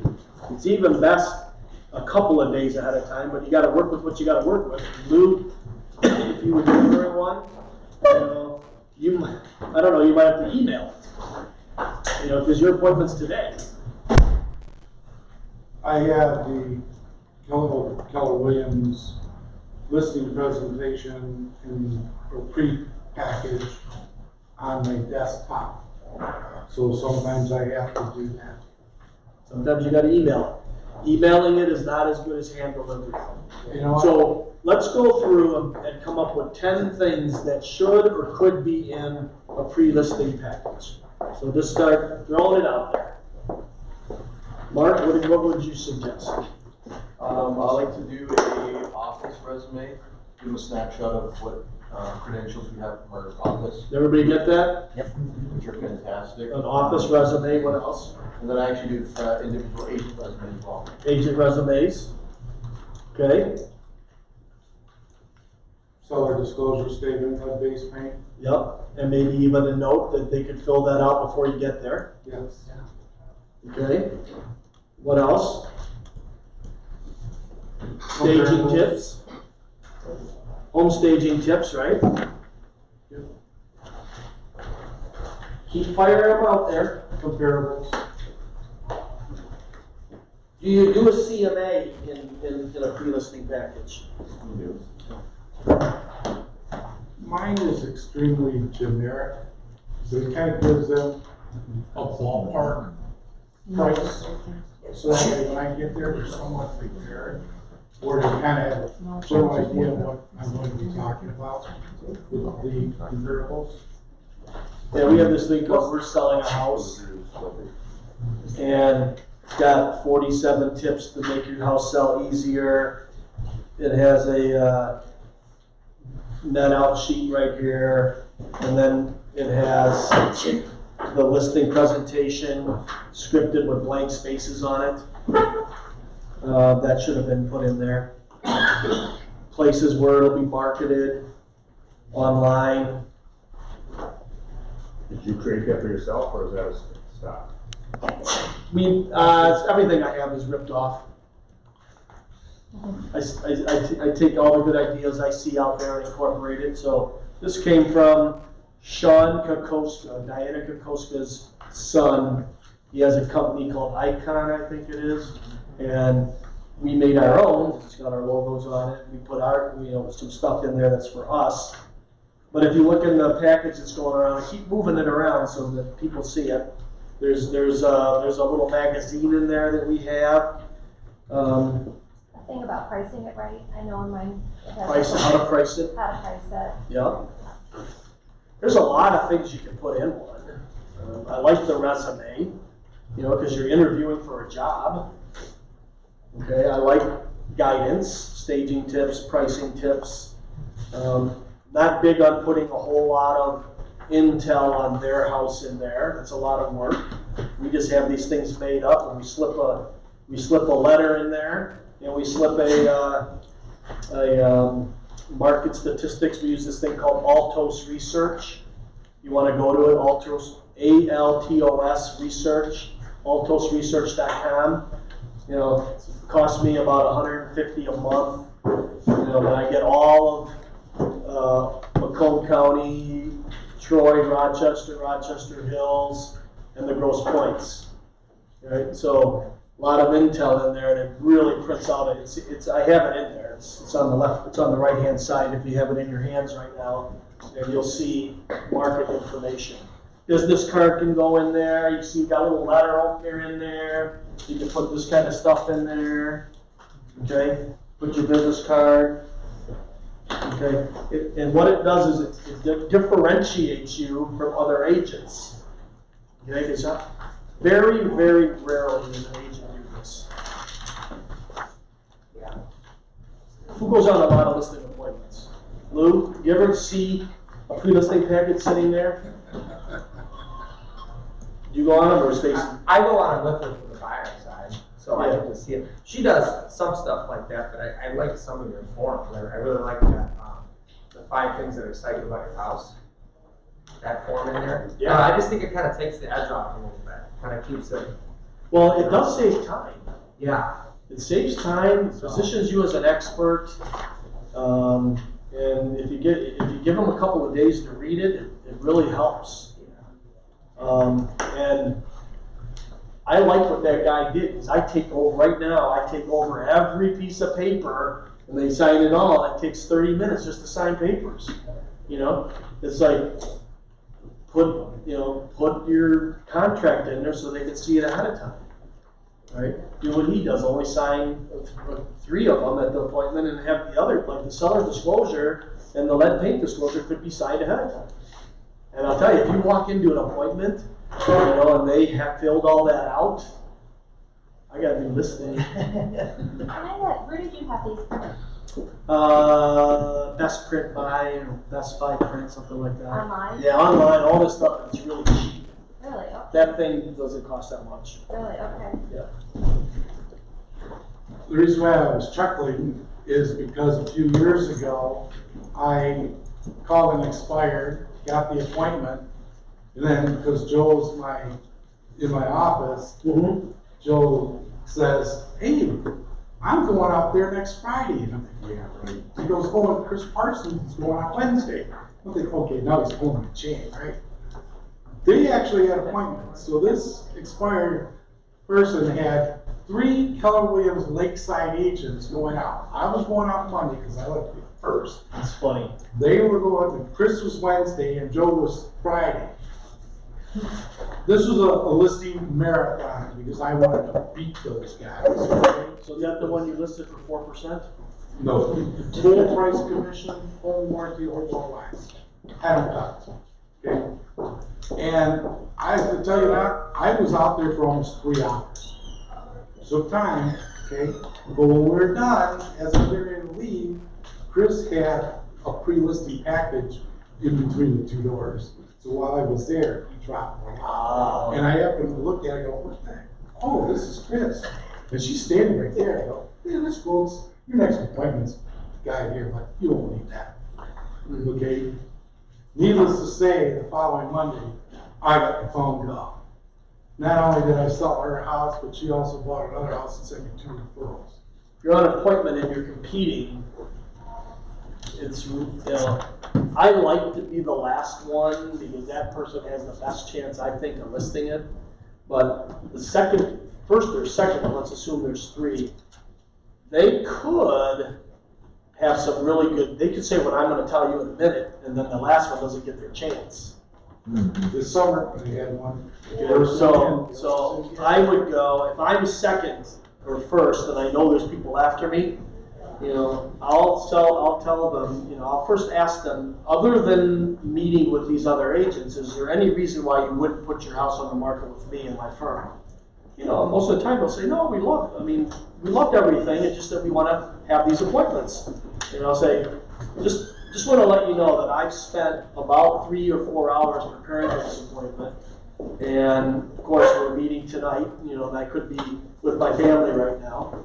And that's what's going to happen to these other agents. They're going to spend 3 or 4 hours preparing, and you know that you're going to be taking them away from their family. Plus, you got to mobilize too to make the beds and clean up and be ready.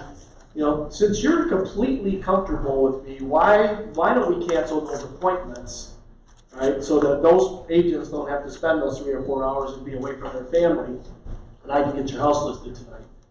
Yeah, and a lot of times they go, yeah, you're right. So it does work. Okay. Sometimes they say, no, I still want to keep the appointment. And I might cut at it another way, but it's like, you're there, get it listed. And they hate having appointments. I don't think the sellers like them at all. You know, they got to clean up, you know, they got to work. You know, so it's like you're helping them. You know, in the My Real Source where they do the CMAs, where you create that in Paragon, they actually have a section where you can get all the prep for staging, all that stuff printed up. There's well, Scott, what is it, Scott Leroy Marketing? What's the other one? What's the other one? Michael Lewis Marketing Suite, right? And then what you're talking about, Darlene, and then KW Connect, where this video is. There is so much stuff. So it's like, you're probably looking at that and saying, oh man, that's a lot of stuff for me to make. You know, times been doing this forever, and you know, but it's like, you know what, it doesn't have to be perfect. Get a folder, put 2 things in it. And then 2 weeks later, add another thing to it. And then go to KW Connect and print something out and add that to it. And then rip off something from somebody else and add that to it. You know, and pretty soon, you know, 6 months in, you got something. But if you don't start, you don't have anything. So, and you're going to be very different. And then when you're looking at it, there's a little checklist, because we have those made ahead of time. And the little checklist on the left just is what still is missing. Okay, so Carly, when we tell Carly we have an appointment, you know, she'll put in the letter, she'll put in the Altos report that's for that house, and what else does she put in? Business card. So.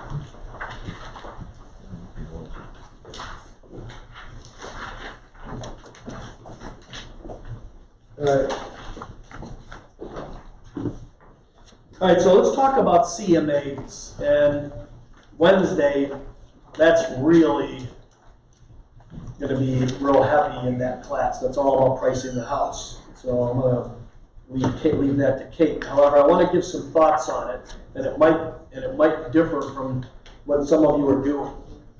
So, who shows the seller recent sales? Lou raised his hand. And most people, okay, I don't. Okay, I know what they are, and okay, but it's like as a course of my presentation, and Kate's going to show it to you this way. We don't show them the solds. And why is that? Anybody? Because it happened in the past. It happened in the past. Now, that's a good reason. There's even another reason. They compare houses names and then they beat it up, beat the numbers up. Yeah, and it's and you know right now, what's the market doing? Softening, right? Isn't it softening everywhere? Okay, so then if you base it on the past, you could be overpricing. Okay. The other reason to me is it's a competition. I want them to get that they're competing with other homes. So I look at the solds. I will look at every house I ever listed. I'll know the solds, and I sometimes will show them if they ask. Okay, but I look at the solds to know where the competitors live or where the competitors are.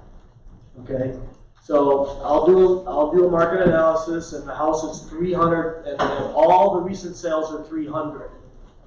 So where are my competitors? Anyone?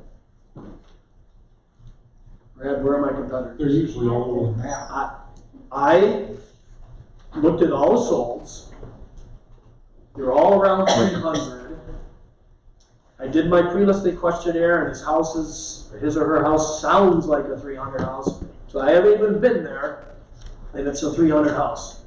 What is my competitors? Where are they residing?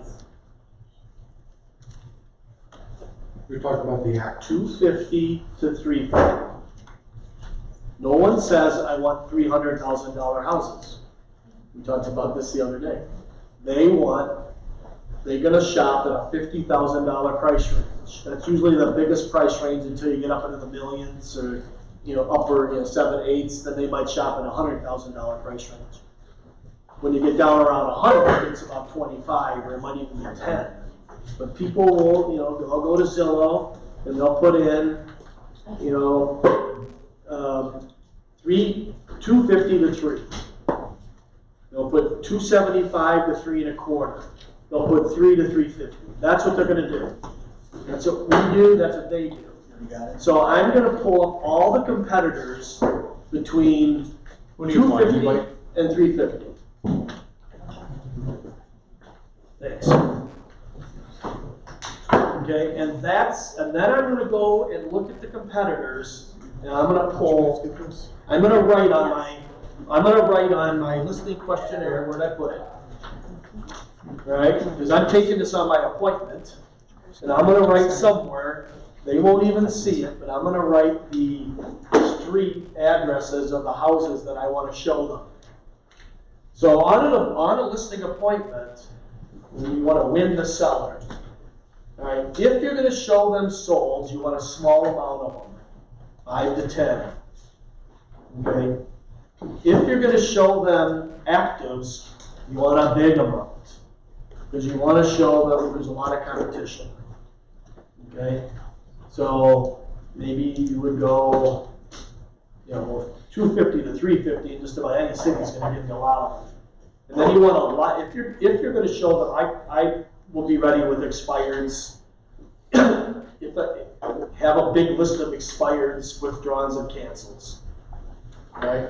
Because you want them to be thinking, and this is the truth. I mean, this is not trickery, but you want them to know that a lot of houses don't sell, a lot of houses come off the market, only a small number sell, and there's a lot of competition. And then I pull 3 or 4, I make a note of it, right, that I want them to look at. And I don't use it printed out. I never bring anything printed. So, I know when Phil was teaching this class, he had everything printed out. And my mindset is, why would I print it out? I'm not coming back a second time. We're going to list it right now. So I have it all on my laptop, and I have it saved in Paragon, sold, withdrawns, well, I'll do withdrawn, cancel, expired all together, and the competition. And then I will pull out the competition, and then I show them the 3 or 4 that's going to help me get the house price straight. So, and then I'll ask them, right? So we looked at this one, we looked at this one, we looked at this one. All right, which one do you like best? If you were a buyer today, which one would you buy? You know, I'll buy the first one. Well, then be a prosecuting attorney. Why would you buy that one? What about it appealed to you? Well, it's got the 4 bedrooms. 4 bedrooms. This is a 3. This is a 3. Okay. The price is whatever, whatever. You know, it's got a finished basement. You know, it's got a bigger lot. I like the location. Whatever it is, they're going to say whatever they say. Right? And then you're going to say in the presentation, you know, so, Mrs. Seller, where do we need to price your home so that it beats out these houses, especially the one you picked? Okay? And then what happens? They pick a price. And if you agree on the price, you're done. Get the paperwork going. Okay? And that's why this thing is so important. Okay? Because your pricing presentation might be, so you said 250, I'm on board with that, let's get it going. Pricing presentation's over. Okay? All right? So they need to know they're in a competition. And if you do it this way, you're going to win the seller every time because they're going to see, you know, what they're competing against. Has anybody ever taken sellers into their competition? Yeah. Who was talking about agent previews earlier? Oh, Mark, you were. You know, on rare occasion, they just don't get it. You know, you could make an appointment to go see 2 or 3 of their competitors as an agent preview. Not a showing. I offer, but never take it. Yeah. Yeah. Offer and you never take it. That's another thing. So, I will tell you, don't tell a price on a listing appointment. And that's a lot of people go, what? And it's like, well, that's Diana Kokoska. You know, it's like, I want them to come up with a price. My job is to guide them to that price. They're the ones selling. I am a consultant or a coach. I'm a get to point B coach. So I'm not, and then another thing, if you give them a price and it isn't the right price, what happens? It's your fault. Yeah. Right, then you got this big problem. You want to start talking a price adjustment, and what do? Well, you said. Right? Or you don't even feel comfortable yourself because you said. So it's on a couple of different levels where you can't do that. What about if you know that the price that they want, they're never going to get it? It's way out there. Then Okay. how do you handle that? Let's go to number 4. Let's see, what is it?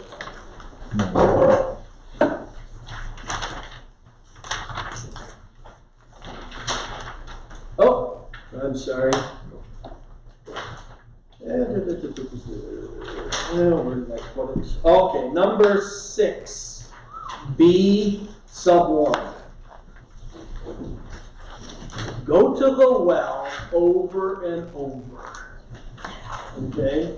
So what that means, if they just don't see it, you know, I don't start saying, no. It's, because as soon as your goals aren't aligned with their goals, as soon as your goals aren't aligned with their goals, your appointment's pretty much over and you don't have a really good chance of listing that property. All right? So I will go back and it's like, let's take a look at these 3 houses again. All right, so this one has this one has this one has this. If we price it that number, you think we're going to beat these ones out. Okay, and then I might show them, you know, and we're looking at just these 3, but we got 37 here that are for sale. I want a big number in my competitors. So like, if I was doing an appointment in Shelby Township High, I might use Utica Schools as the competition instead of Shelby. Usually the schools goes into a little bit of a cone, Sterling Heights, right? And people do shop by schools, right? That's usually one of the big things. So I want to have a really big amount of competitors. Okay, and it's a skill that you're going to have to work on. And that'd be something to practice in script practice, is going to the well over and over. So you think it, and then there's also, and then in this, we're going to get to it in a minute, but in here, there are some scripts that you can use. So one of them is you know, have you ever bought stock before, Holly? Like a mutual fund or a stock? You have? Okay. So let's say you purchase Disney stock and it's $49 a share. A year later you want to get rid of it and it's only selling for $25 a share. What will you sell it for? My finance guy that does that for me. You sell it for, and if they don't know the answer, then I'll go, well, you'd sell it for $25 because that's what the market is. Yeah. So my job as a real estate agent is to interpret the market for you so that you can make the very best choices regarding your situation. If I do that, then you're going to be happy. So I don't set the market or make the market, I just interpret it. And the market's telling us we need to sell at a market price. Does that make sense? Yep. So let's go back and take a look at these again. So you're going to go against this one, and this one. Okay, so where do you think we need to be priced at? What if they say, well, I put all this money into it, I bought my house, but they didn't put all that money into it, I did. Repeat and approve. Repeat and approve. You did a really nice job, and I have to tell you, you're going to win the beauty contest. Are we going to win the price war? That one is a deadly one all the time. You know, we're winning the beauty contest, that's for sure. You can use that on price adjustments. We're definitely winning the beauty contest. You've taken care of that. I got to compliment you on the job, on the great job you did. We're in a price war now. You know, 37 homes you're competing with. We're not just in it to win this race, right? Or to run the race. We want to win the race. Isn't that right? Use those closes. Isn't that right? Tie downs rather. And you'll get them to price it right. Let's see what most agents do in that situation is they get not defensive, but they debate it. And then it starts being you versus me. It's adversarial. And the next agent now, they're going to keep that appointment. You know, you're not going to be able to cancel it. They're going to keep it because they want to see what that agent's going to say. All right? And some agents don't even care if their properties sell because they're going to pull buyers off of them anyways. All right? So you got to go back to the well over and over and over. Most agents will debate it, cause a adversarial situation, or list it at the wrong price. Then we just give in. And who's had an expired listing? Are they fun? No. They blame it on you. All right, so let's review this. So prepare your CMA, identify recent sales. And then we talked about should you show the seller, and I say no, but I have them ready. And I probably show it to them about 25% of the time. So it does, they do see it sometimes.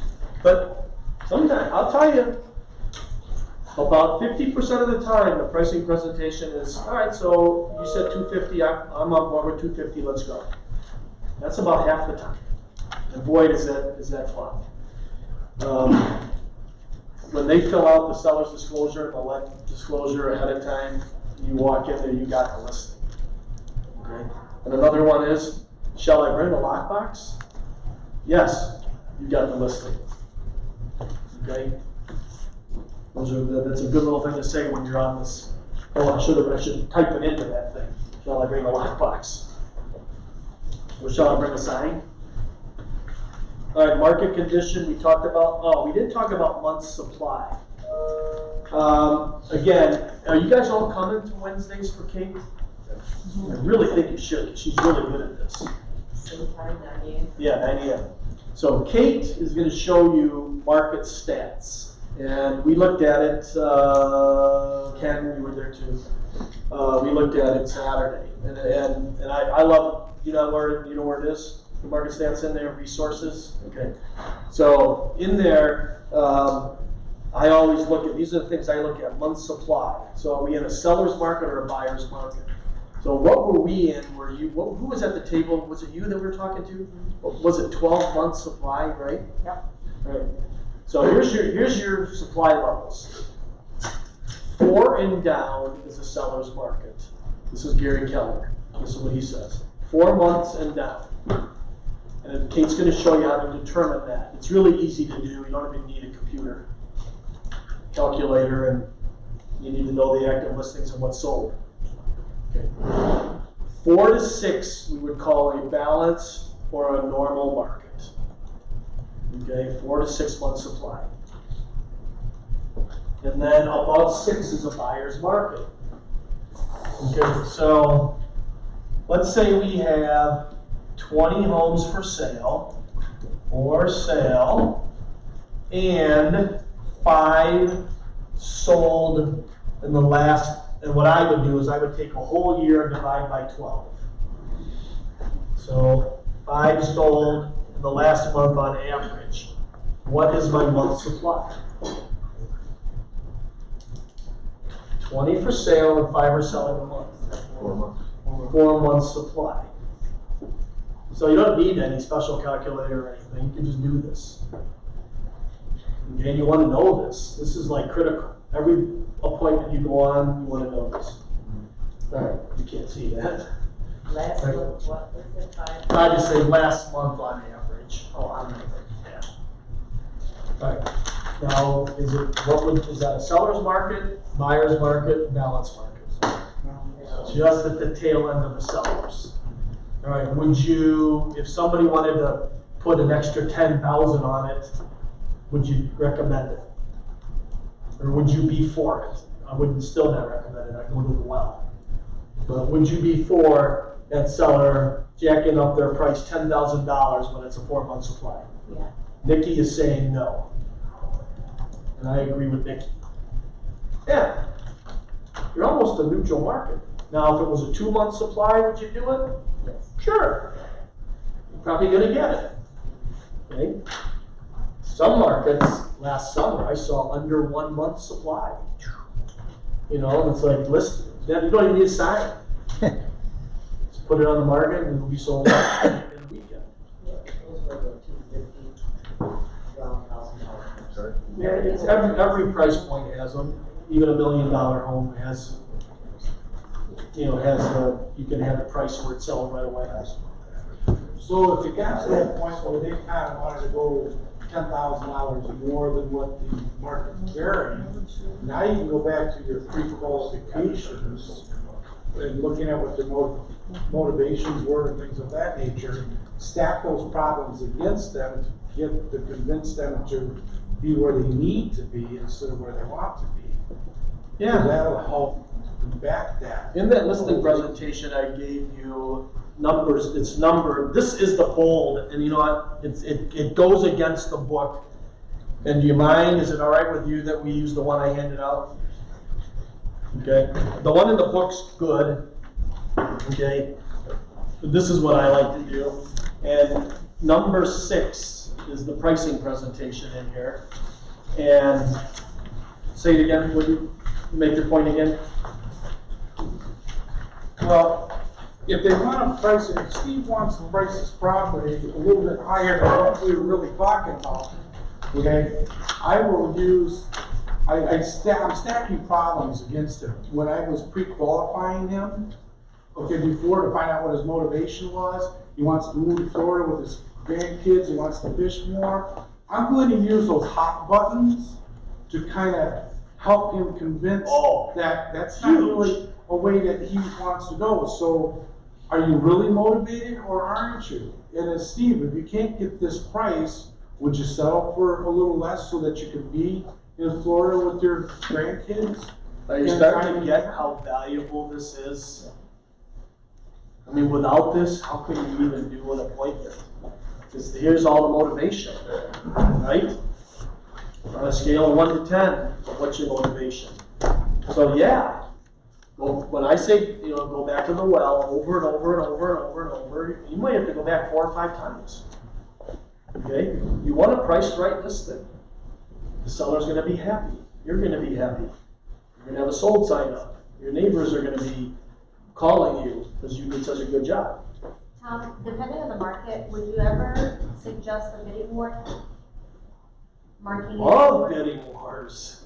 Depending on how hot. Bidding wars with who? Me and another agent, or Listing it below list? market to get. I want to list it. I want to price it right. I heard of a guy in San Francisco. It was such a crazy market there that he would price his house like 200,000 under, get 40 offers, and sell it for 200,000 over. It's nasty. Yeah. Okay. But in the market we're in, I want to price it right. And if the month supply, I always know the month supply on an appointment. Because if it's 2 and under, if they want to go a little higher, I'm okay with it. It's right. If it's above 2, I'm getting a little concerned about it. If it's at 4 and higher, it's like, no way, we got to price it right. So if you want to know that supply. All right, so let's see, month supply, median and average sales price. You should know that for the house that you're going on. What's median price mean? It's the middle price.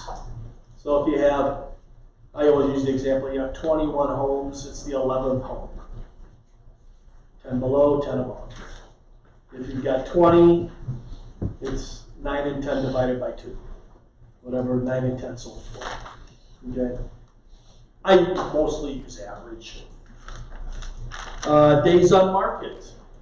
Right? You want to know that too. It's like they're going to want to know how long they could possibly be on the market. Okay. I actually have it queued up on my computer, ready to go. So when I walk into the listing appointment, I can show them days on the market immediately. Okay. And then when we looked at it, Ken and Carla, you were there, so wasn't every days on market was going up. Percent of list price achieved, so that's the ratio. So everybody, if you're selling at 100, if you listed for 200, you sold for 200, that'd be 100%, right? If you sold it for 195, that would be 97.5, right? Percent. Right? No. No, yeah, that's what it would be. So that was going down. What was the other one? The month supply. We talked about that. What about, so who talks square foot on listing appointments? Square, he does? Lou? It's a ballpark kind of thing. Mark? I think we should. Mark's saying no. The sellers always want to talk about it. Sellers will want to talk about Then you should just have it in the know. it. I think you should know it, but it's very all over the board. It's very unpredictable. Ryan, my son, listed this house in this is a condo up in like 26 Mile Road, Copper Creek, I think. So what is it? Forgot the name of it. And the seller was all using dollars per square foot, but he had a 2-story and he was using ranches. And the dollars per square foot were way higher. And Ryan took the listing and it was a nightmare. The guy's bringing in notes to Doug how he wants to fire us. And, Doug's having to help out and I'm having to go over to his house. And please don't, it's like, and we ended up keeping the listing, but it's probably the hardest I ever fought to keep a listing. And I ended up selling, for where it should have sold. Okay? But I'm not, know the dollars per square foot. It's right on those market stats, but they're way all over the place. I like to use functionality. Compare functionally the same houses. Right. What about like for new construction? Is that a useful tool to price? I don't use it myself. If you have very similar cookie cutter houses, then it's more predictable. But, you know, what sellers do is they don't get that ranch houses have a higher dollar per square foot than a 2-story. You know, Same with colonial and splits, they want that V4 master, so whether the square footage is bigger or not, if the master's upstairs, they don't want. I will tell you on your next CMAs, look at dollars per square foot. You're not going to see them all hanging out around one number. They're going to be all over the place. The bigger homes So- have lower cost per square foot than smaller homes. There you go. Yeah. So people get confused. So it's like I like to take the confusion out and not talk about it. But I'll be ready to. You want many competing homes we talked about. You want many expired, we talked about it. You want few sold. I like between 5 and 10. Pick 3 houses to support the price. Be ready with right price scripts. Okay. Yeah, that's why I say do your script practice. Because it's like I can and Kate can do it. Okay, and I'm gonna bet Mark and Luke can do it. But you know, you have something to say. This comes out of the Rolodex when there's a pricing question. So you really want to get good at that, and the only way to get good at it is to practice it. And if you send me an email and you want some scripts on pricing, getting the price right, I have them. I can send it to you. We have this little script book. We have it online and also printed, and it's massive. It's got a ton of scripts in it. Beep at me. Full commission scripts. Okay, so not going to spend a lot of time on it, but what do you do when they say, will you, I talked to, this one agent from KW in Rochester, and he wants to do it for 4%. Will you list it for 4%?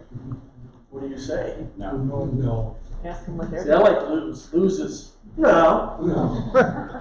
That's just script handler. With a little chuckle. Yeah, you handle it. Sometimes handling it is that. Sometimes handling it is not even handling it. It's just going on to the next thing. And then sometimes you gotta handle it. And that'd be one I think you gotta handle. And I've got quite a few things I say. One of them is I always say is, what, it sounds to me like there's an agent that needs to make a car payment right away. There's so many commission scripts out there, dialogues. Yeah, KW Connect. Oh my God, did he say that he could list it for 4 or would he sell it for 4? Yeah, and would he buy it himself? Right. And then there's an agent, I have a name in my head, I'm not going to say it, but it's a complete lie. It's only if he double dips it. But his advertising doesn't say that. So, yeah. I have a question. What is this, they'll buy your home in 30 days if they don't sell? Buy your home in 30 days? Yeah, you need to. I did that before. And that is? Mark Z. I was, you guys all know Mark Yeah. Z, right? Okay, he's with ex-EMP now. I talked with him one time, and he offers that huge. And they asked him how many homes he bought. He said 0. So there's rules. Everything's got rules, but what's in the advertising is now, the rules aren't in the advertising. So Mark Z's thing was, one of the rules is he has to agree on the price. Okay, so if you want this price and he wants this price, then you're not doing this thing, but he is sitting in front of you and he does have a listing packet and he's probably going to list your house. Okay, just not with the guarantee. Okay, another one was, another rule was, you have to do, every 2 weeks we have to reduce it. He has a blank line on his thing. We're going to go from 300 to 290 to 280 to 270 to 260 until it sells. Okay. So there's rules, and there's rules in the 4% thing. Everybody's got these rules. So it's just a marketing thing. I guarantee to sell your house or I'll buy it. Same thing. Guarantee to sell your house or I'll sell it for free. Same thing. There's always rules. You just don't know the rules until you're in front of the client, face to face. Then you show them the rules. It's like, I ain't doing that. All right, well, let's get the house on the market, and you gotta list it. So that's all that is. prepare, should we go on from CMA? And everybody's coming Wednesday, right? Okay. Yep. So accuracy matters. So what are we talking there? Accuracy. You know, make sure you know whether it's a trust or an individual owner, or if you got a husband and a wife, and how to spell the names, the legal description. What else would be some things? Anything? Tom, thanks for asking the question. Though, if it's a trust, what difference does it make in the process? Who's signing for the trust? So, if there's a trust, they're gonna need, the title company's not gonna close it without getting the actual original trust binder. So if it's owned in a trust, I'm gonna be telling them that we're gonna need your trust binder. If not at that appointment, you're gonna have to take it to the title company so that they can see it. Okay? Because even if there's the home is in a trust and the principals are still alive, Yes. you still need it. Yep, you need the original, and then you're gonna need a trust certification. All right, so trust. Less than a year old. Yeah, actually, I think less than 6 months is what I go by. But see, a trust gets created, which is an entity. So the entity owns the property, and then one or more people can sign for the entity. So as time goes by, things change.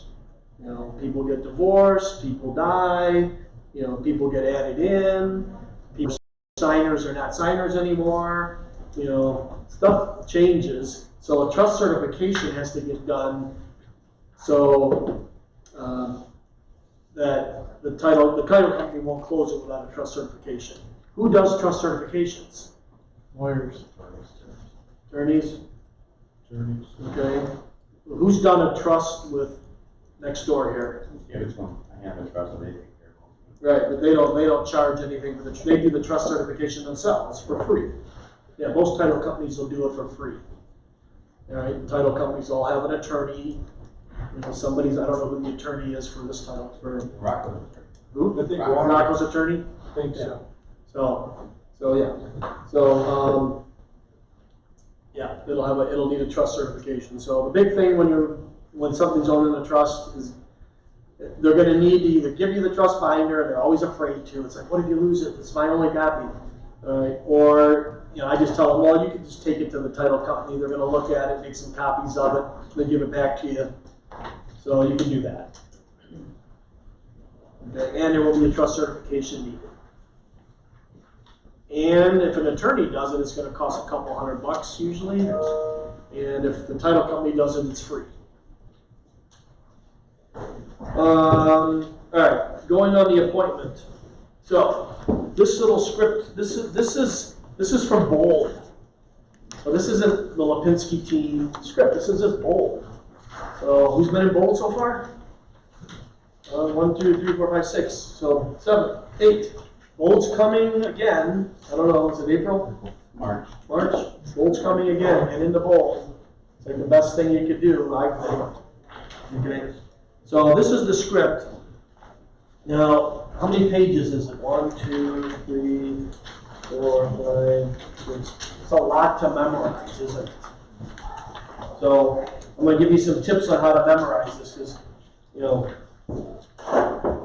I have it memorized. Kate has it memorized, other people have it memorized. Plus, if you're not using this, you have your own presentation memorized. Okay? So what I do is take my cell phone. They all have recorders on them, right? And I record section by section. So I'll go 1 opening. Hello, Mr. and Mrs. Bold. Okay? And I'll go through and I'll record it. And then I'll stop it after 1. And then I'll record 2, walk through the house. And I'll record 3, and so on all the way to 7. The reason why I record them separately is so if I'm practicing with somebody, they can say, okay, give me 6, you do 3, you know, and if you learn it frontwards and backwards and sideways and inside out, you will learn it way better. So that's why I like to do it that way. Plus, if you just recorded it as one whole thing, it's gonna be 20 minutes long, and you might not have 20 minutes, right? I listen to it in the car, you know, put on one or two of them in the car, and it's, you know, it only takes a few minutes. All right, the next thing you do, you highlight keywords in each sentence. So in the first one, hello, Mr. and Mrs., all right, what's a keyword? So for me, it's hello, appointment. That's about it. Okay, so I highlight that with a highlighter. And then I take those words and I transpose them, I copy them to a 3x5 card, and I number that card 1. Is this making sense? Okay, all right. And then what you were doing is we're taking something that's thousands of words and 8 pages, and we're chunking it down to 3x5 cards. So then I go, hello, knock on the door, hello, Mr. Smith, my name is Tom Lipinski. We have an appointment today at 10 o'clock, and it's 10 o'clock. May I come in? Okay. The way I learned that is on the 3x5 cards. So you first practice it like this. Then with your script partner, you start practicing it with the 3x5 card. They have this. And they make some notes as to what you're missing. You might put an additional word or two on your 3x5 card. Okay? And like there's a section in here. I'll tell you what page it's on.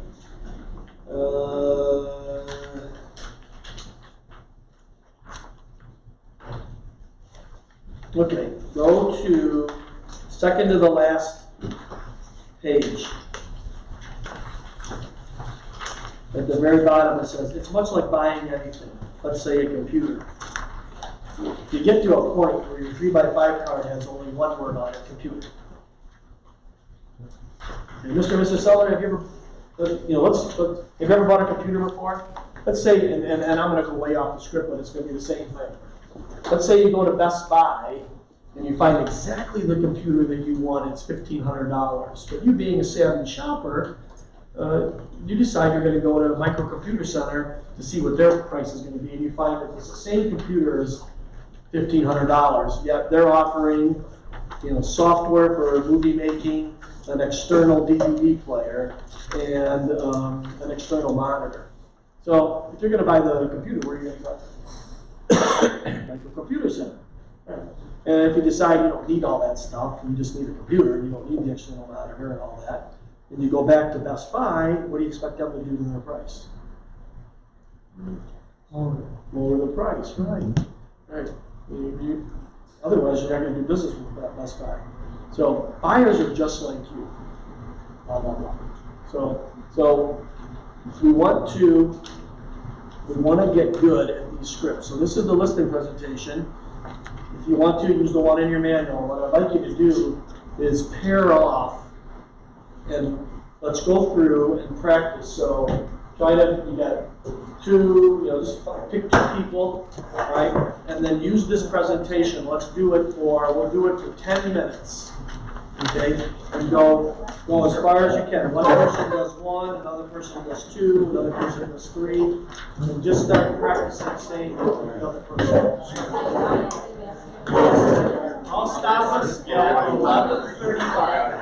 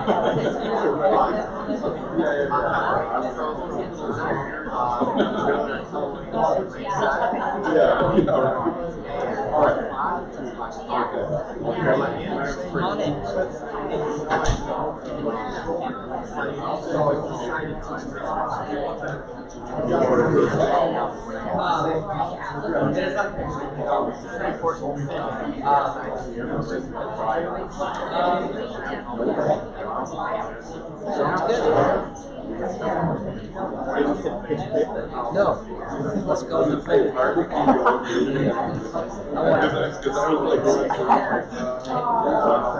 I didn't say I would read it. I was gonna say read it. I'll switch it, so Yeah, that's Mr. and Mrs. Provenzano. I would take a quick look. I would like to take a quick look at your house. I can see it from my eyes as a buyer. Since you won't be here during the show, Mr. Buyer, trust me, they won't take it. I've done this so many times, and I'll see everything a buyer will see. And I'll take notes throughout, and then after, you'll list your home. You can point out the things in the house and make it special. I know that many agents here, you take them to the house and you explain everything. They see the house through the eyes instead of the eyes of the buyer. Let me ask you, how long have you been working here for the payment company? I'm about 5 years. All right. Are you more efficient today doing your job than you were on the first day? You're just like me.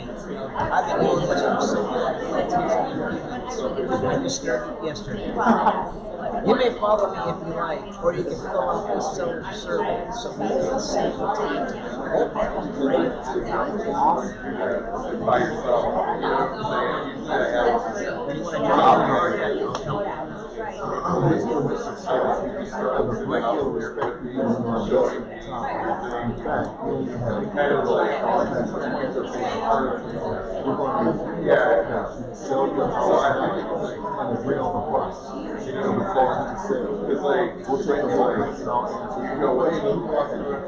We'll decide tonight what we choose to or I'll decide to take your listing. That doesn't happen. Oh, yeah. Yeah, Because we call that. It's all like, I'm doing the bird, right?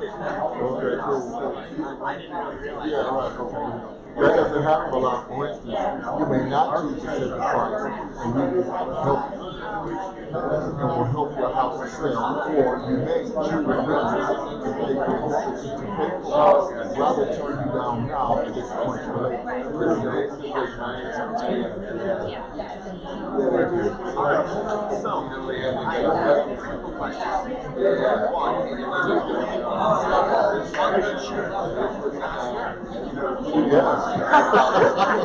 This is what we're here.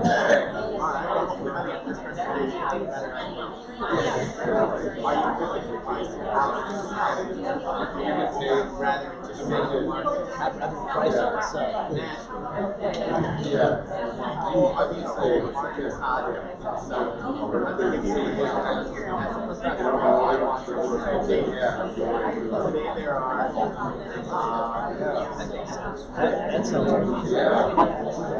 Convince me. Yes,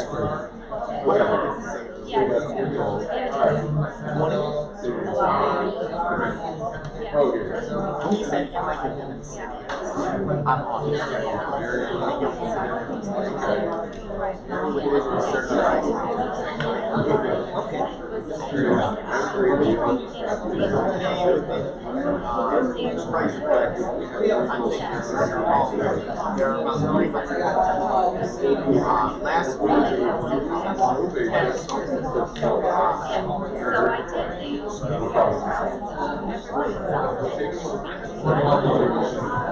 I don't want to get away. Yeah, maybe a little bit. I'm at the top, but I don't want to get away. More minutes. That means I can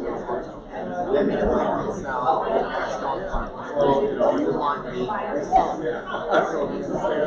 Mr. and Mrs. Jones. I had the opportunity to speak to Mr. and Mrs. Smith and ask a few questions to better help prepare for this hearing. And I review these questions now to make certain I thoroughly understand your circumstances to sell your house. Mr. and Mrs. Jones, your husband and wife said you're moving to Florida, correct? Yes. Fantastic. And you need to either buy or do next month, correct? Terrific. So what's important to you about so yeah,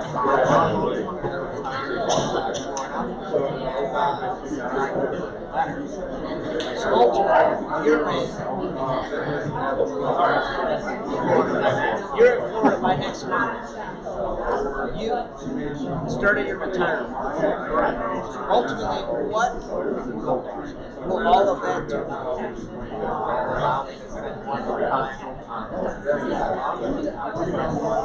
Obviously, this is your family concern. Great. So are they going to say no? Great. So my goal is to make that happen for you. And if you are as committed as I am, then you will be in Florida by next month. So, I appreciate you being serious about getting your house sold. Now, as we continue to talk about getting your house sold and discussing what it would take, it is only natural for you to see why so many people choose me to get their house sold. In fact, during our conversation about the price of the house, it will become obvious that I get more people more money for their house than other agents. You do want the most money possible, right? Yes. Because you want the most money, you will find it easier to choose me today. In fact, it will be easier for you to sign the contract, so you can go forward with your dreams.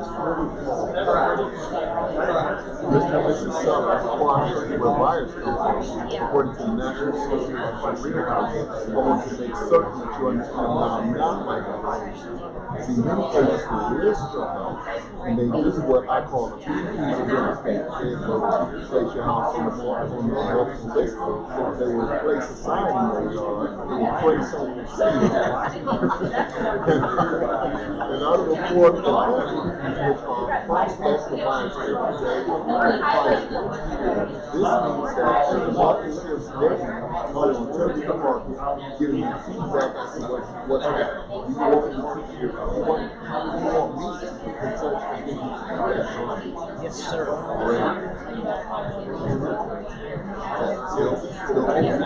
Notice that I have 1%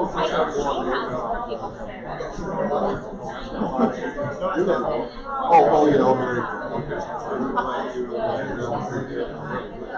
Now, as I do open houses, we are trying to find property another house. So, if I'm holding another open house other than yours, I may find buyers for your house with 3% off in advertising property. In fact, we are finding the internet now does much more to promote your property than the newspaper. The Keller Williams Realty understand this, and the Keller Williams Realty understands that is why our company has been working on Good question. That is only 3 to 4 times more than the average company. 20% off from the wholesale side. So definitely want to get that up right away so you don't miss what you're buying. 20% off for recognition and salesperson contest. All right. Everybody stop. Who got through the entire thing? Almost. No? 6? Got the 6? Okay. So the orders changed up a little bit on this because was it Flores? He said, because if you, the whole one, it has the pricing before the, we have pricing last. And he had pricing was number 6. But it didn't make sense because you had to present your value. So that's what number 6 is to present your value. And when you're presenting your value, there's a lot of stuff in the manual that I think is good. You know, it's kind of thick, and like that Jonathan Bath guy, I think his name was, he got in and got out of his appointment fairly fast, and it's like there's so much in here, you know, and this is being redone anyways, but I just don't know that you get out of an appointment anytime soon. You know, it'd be a really long appointment. So based on what Michael Flores recommended, I did swap spot 6 and 7, and it like makes a lot more sense. Because you presented your value, then it's like, you know, like if they don't, like am I gonna do a pricing presentation if I'm not listing that house? Why would I want to help you? You know, with, you know, unless there's a possibility in the future listing it, maybe I would, but if, like now town, you know, we're gonna list with somebody else, blah, blah, blah, and it's like, my appointment's over, so, you know, I'm not gonna go through pricing. So that's why pricing's last, and then it's like, it's the last thing they have to choose, right, is the price, and then I would say, all right, so let's get the ball rolling, and let's get these papers taken care of. Let's get the homework knocked out. You know, so you segue from the presentation into signing, right? Now, I'm gonna pass this around, and we got like 3 of them. This was supposed to be in the pre-listing packages. 3 of them. It's a letter. It's a letter that should have been in that pre-listing package. It's referred to on that little checklist. All right, so let's talk just about some key points. So I'm gonna, on here, make some notes. This one that says, thanks for inviting me over. I'm really excited that you chose to list your house with me tonight. Ask that one. When I first got this, I was a little uncomfortable asking it, but I asked it anyways. And you'll get, oh yeah, we are too. Or, yeah, I'm really glad that you're here, or something, you know. And it's like, got the listing, I want it. Okay, that happens a lot of the time. All right, now sometimes they'll say, well, we're not really sure we're gonna list with you, or we gotta talk with other realtors. Then it's like, okay, I got that, then it'll be my job to make you comfortable and confident that I can sell your house. That's on here too. Okay. It says, ask for a glass of water. Why do we do that? Get them comfortable with following directions. Get them comfortable with following directions, Steve says, and he's right. Get them doing something for you, right? And sometimes they'll offer it before you even ask. And usually those, and if they offer you anything, take it. Coffee, donuts, steaks, whatever they offer, take it, because they're giving, and if you receive, there's bonding, contribution. To contribute, you need a contributor and a contributee. So if they offer you something, take it for that reason. Walking through the house, okay? Again, I used to always have them show me through the house, and it would take forever. It's like, since I've been doing this, which has been now like 3 years, I have not had one person show me their house yet. I give them a seller survey, and I do apologize, I did not bring it. I have them fill out a seller survey, which is some of the stuff we asked them on the phone, and a lot of stuff, you know, do you know that the Lipinski team sells so many houses per year? You know, it's that kind of stuff. It's kind of like shameless marketing mixed in with questionnaires, you know, but it also just gives me something to say while I'm walking around, you fill this out, okay? And it's gonna save them time, okay? So you can walk through the house, and I'll take my room measuring device. I've got a clipboard. This is my listing bag here. I got a clipboard. Where'd it go? It's right there. Is that it? Oh, there it is. You know, this clipboard's already all set up. You know, I have the listing paperwork inside of here. Ooh, I should show you this. Okay, and if I think about it, we have time, I'll show you that. All right, I got my where buyers come from. Okay, and you know all the houses we sold. In small little pictures. So there's a lot of them. Title company rate sheet. So I have staging the house. Okay, so I have all this stuff in here. Awards. You know the awards we've gotten. home warranty information. All right, so that's in here, and on the top, I've got a pre-listing questionnaire, room measuring chart.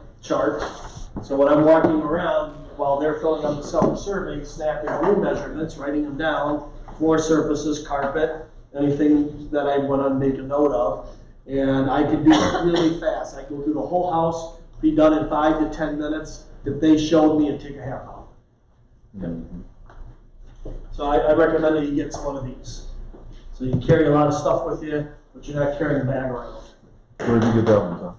Just off Office Depot, I think. They're only like $6 or $8. 3 goals. That's on the 3 goals are actually on the back of the survey. All right, so you don't have it. I forgot to give it to you. So it's like my script is actually in front of me. I don't even think I memorized that one. You know, basically it's like, Mr. Seller, I have a deep respect for your investment of time tonight. Based on that, we just really have 3 goals that we want to accomplish, and the first blah blah blah. Nothing. Okay, so and then the 3 critical questions.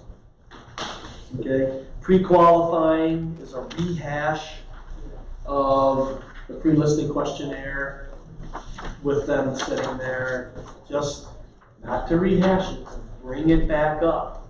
You know, they're not selling a house, they're going to point B. The house is an obstacle to point B, and they want the most money for it. Okay. Can I say something? Yeah.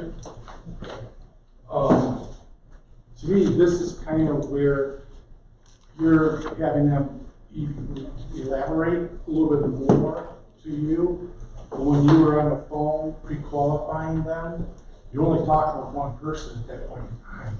Yeah. So now that you have the husband and wife here, the wife might be able to give you more input, so you have more information. Absolutely. And the other party might have a different reason. They might have, their point B might be completely different. His point B might be, Steve's point B is to go fish down in Florida, and Patty's point B is to go see the grandkids. You know, so they might have 2 point Bs. So then you'd use them both in your communication. So yeah, and then there's good stuff on here. Let's see, what is it? So as we begin to talk about getting your home sold and discussing all it will take, it'll only seem natural to you why so many people choose me. Right? So you memorize that, and it's not hard if you do it the way I did. First, read it, then get it on cards, record it, find a partner, you use a card, they use the script. Eventually, you'll be doing without a card or a script. And you don't have to be 100% perfect. Just gotta get all the steps in.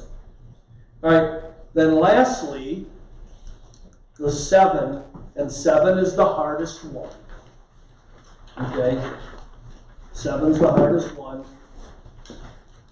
7 talks about the absorption rate or the month supply, same thing, absorption rate, month supply.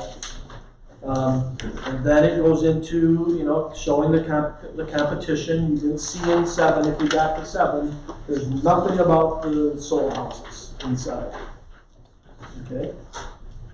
And 7 can be very quick if they're in alignment, or you have to go to the well 5, 6 times. I might have to go to the well a lot. All right, and then when you're done with 7, it's like, so Mr. and Mrs. Seller, all we need to do now is sign the contract so you can get to fishing in Florida. Okay? Now, we now have a listing. Let's switch to the checklist here. Have we gone over everything? Oh, showings. I like to future pace a few things on my appointment. And so going on the appointment, we talked about memorizing. We talked about going to the well over and over if needed. Leave no doubt as to your value. When it, you know, and that's, might be in there. Sometimes I get a little cocky, like I'm gonna get that listing, I go in there and I don't present my value, and then TJ Francisco gets it. Right? I seem to compete against him more than anybody, you know him? So, make sure that that's why that little sheet with all the websites, you know, that they'll be in, this little booklet, I don't know where it went. This, you know, this, make sure you present your value.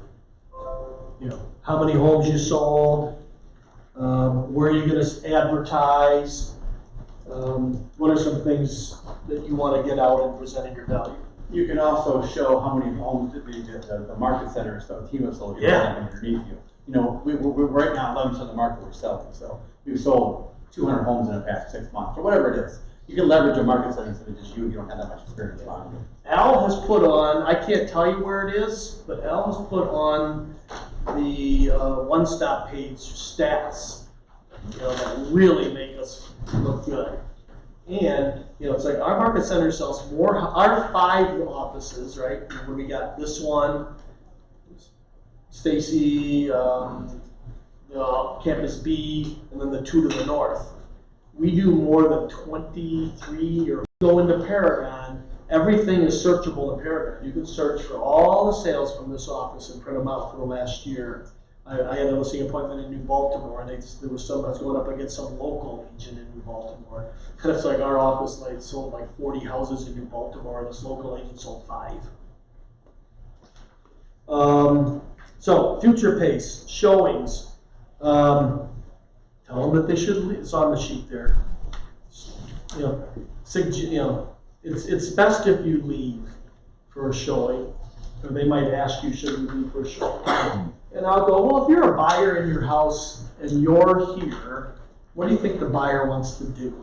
So I'll use questions again. Question, question, question. What do they say? Buyer wants to get the heck out of Dodge. They want to leave the house. So, Carla, if you're in the house, do you think buyers are going to want to stay in the house or leave? Buyers are going to want to leave. They're going to want to leave because they're in your house and they don't feel comfortable. So it's better if you're not here. Overlapping showings. I tell them all the time.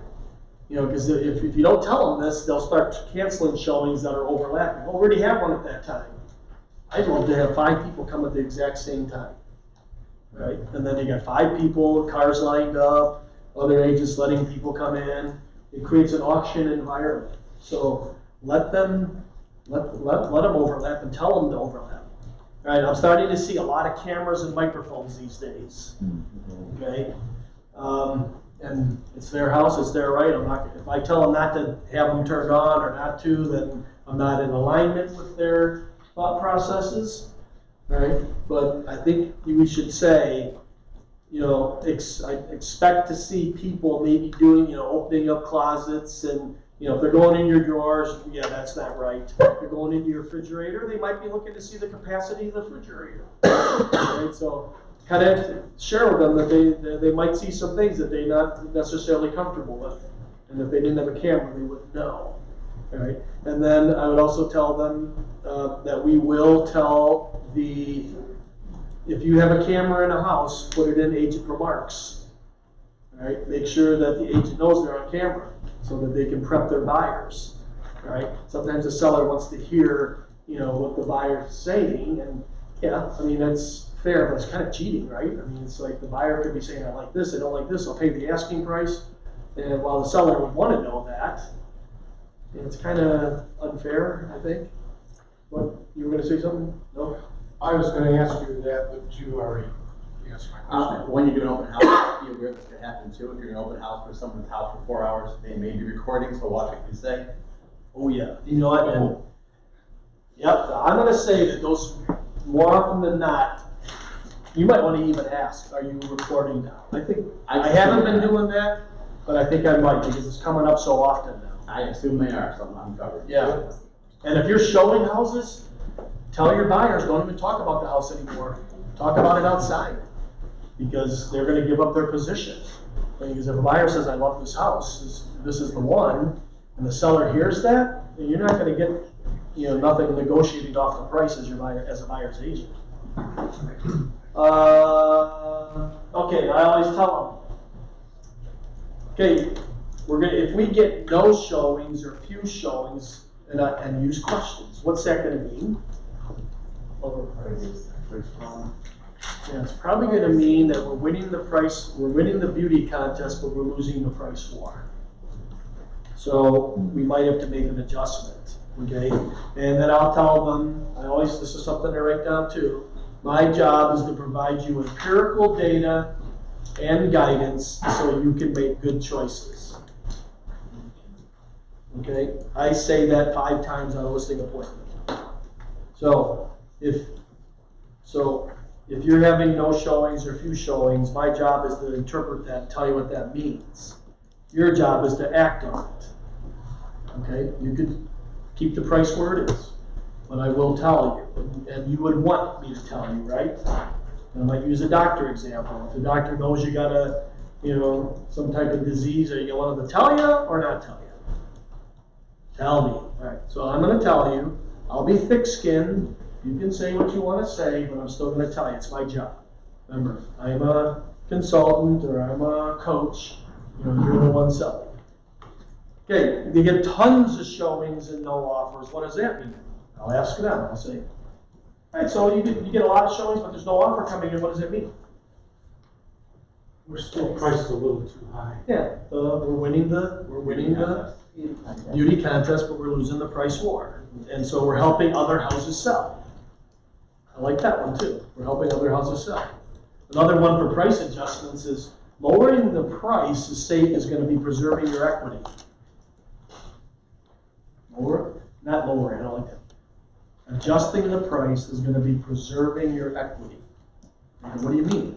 Well, I mean, if you go you see a bathing suit in Nordstrom's in February, and then it's still on the rack in August, what's the price? What's happened to the price? It's going down, right? Well, it's the same thing with houses. Buyers and agents are going to start discounting price when they see the days on market rise. So getting your house sold is going to preserve your equity. So let's do the right thing and make this adjustment. Prepare for the buyer's inspection. All right, so it's sold now, and you want to talk about that, or it's at the listing appointment, you want to talk about that. I tell them, make sure the access to the crawl space, the access to the attic they can get to it. Sometimes people get stuff piled up in front of it, they can't get to it. I tell them what to expect in an inspection. And should you be at the inspection? Well, you could be there, but the inspector's going to be ripping your house apart. They're going to be, finding and plugging into every light switch to see if it works. We suggest that you're not there because the inspector's going to show off if you are. So if you leave, they might do a quicker job because they got another inspection, a few hours later. Pre-sale inspection. Who does it? Who recommends it? Every time? I recommend it every time. Every time. Right? You don't have to have pre-listing inspection.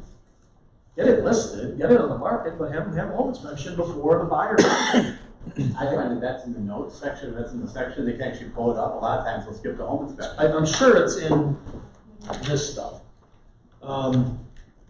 The inspectors will give you a big discount on those inspections too. They'll do them for half off because they're not getting that inspection anyways. So they'll be willing to discount it hugely. For pre-sale, you would Pre-sale inspection, yeah. Well, if it's 300, they might do it for 150.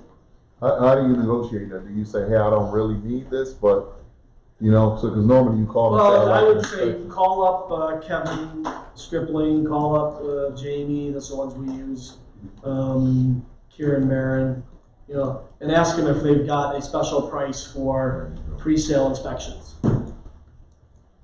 It's just nice because you're not arguing at all or combating with the seller. Look, these are the things that the inspector said you should take care of. Well, I don't know if I shouldn't have to do it. These are things that are going to come flag, and we're going to take care of in advance. And then from a buyer's side, it's really great because the buyer sees the inspection was done, And a lot of times they need to pay for their own inspection. When your You all one that supply grows, repairs become a bigger deal. So at 4, 5, 6 and higher, having everything right. I always tell a seller, this is something to write down too.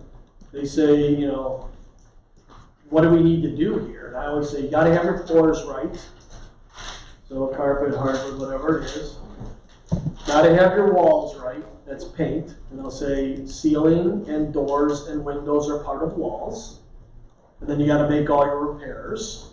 So if you got repairs, make them. And then curb appeal we need to be appealing out front. Right? And then anybody that ever takes this stuff seriously, they always sell for top dollar. Always, yeah.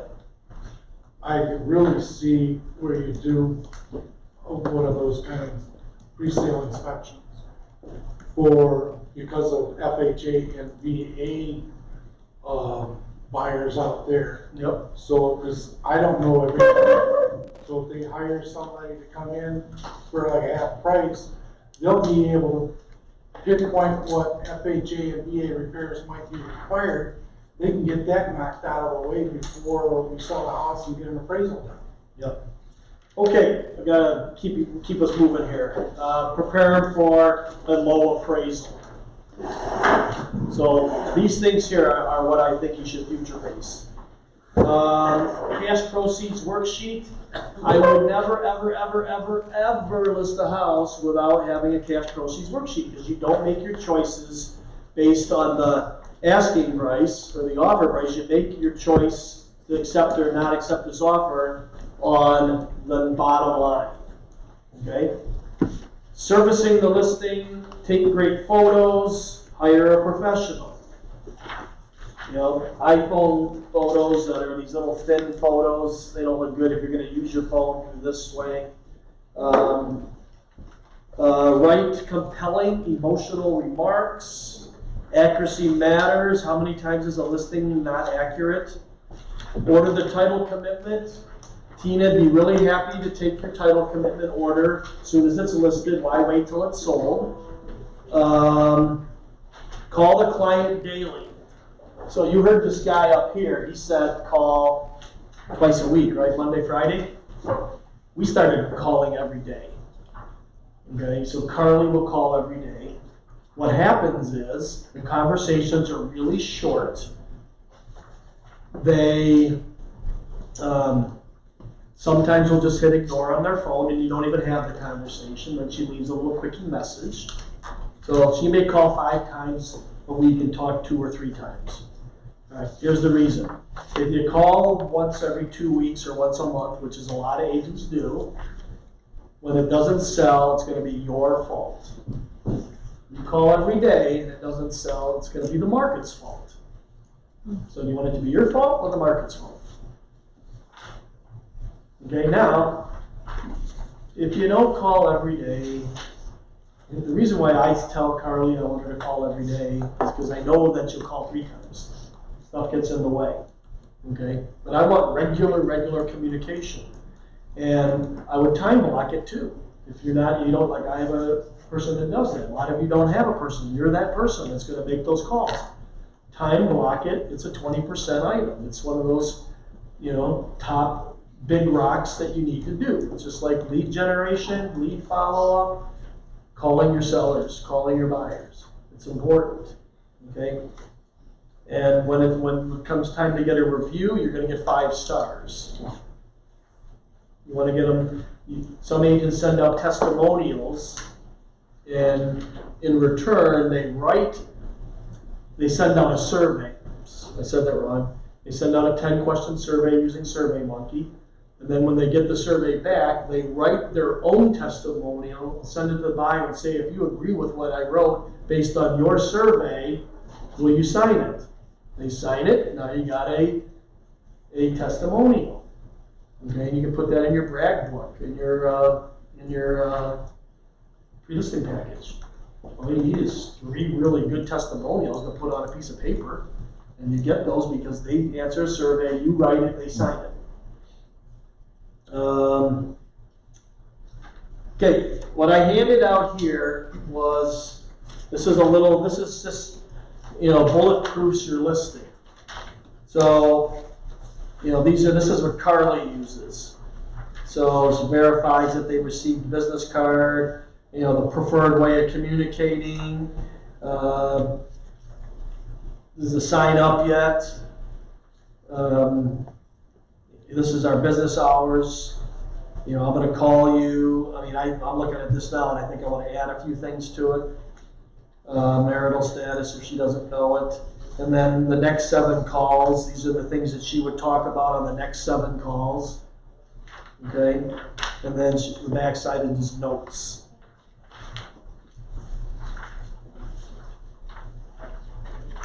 Receiving offers, talk only net. The seller wants to talk price. I always say, let's talk about the net. Other agents talk, but I always talk net. So that you save that. Like I use a Excel sheet to do my net out sheet. Okay, and save it on your computer. So when you get an offer, you can just reuse it. Okay, and have title on there, and transfer taxes on there, and the reimbursement of property taxes on there, and have paying off their mortgage on there. So when a seller, so when you go to the seller and you're presenting the offer, you can say, so the offer that I have here is going to net you $190,000. How do you feel about that? What do you feel about that? A lot better than price.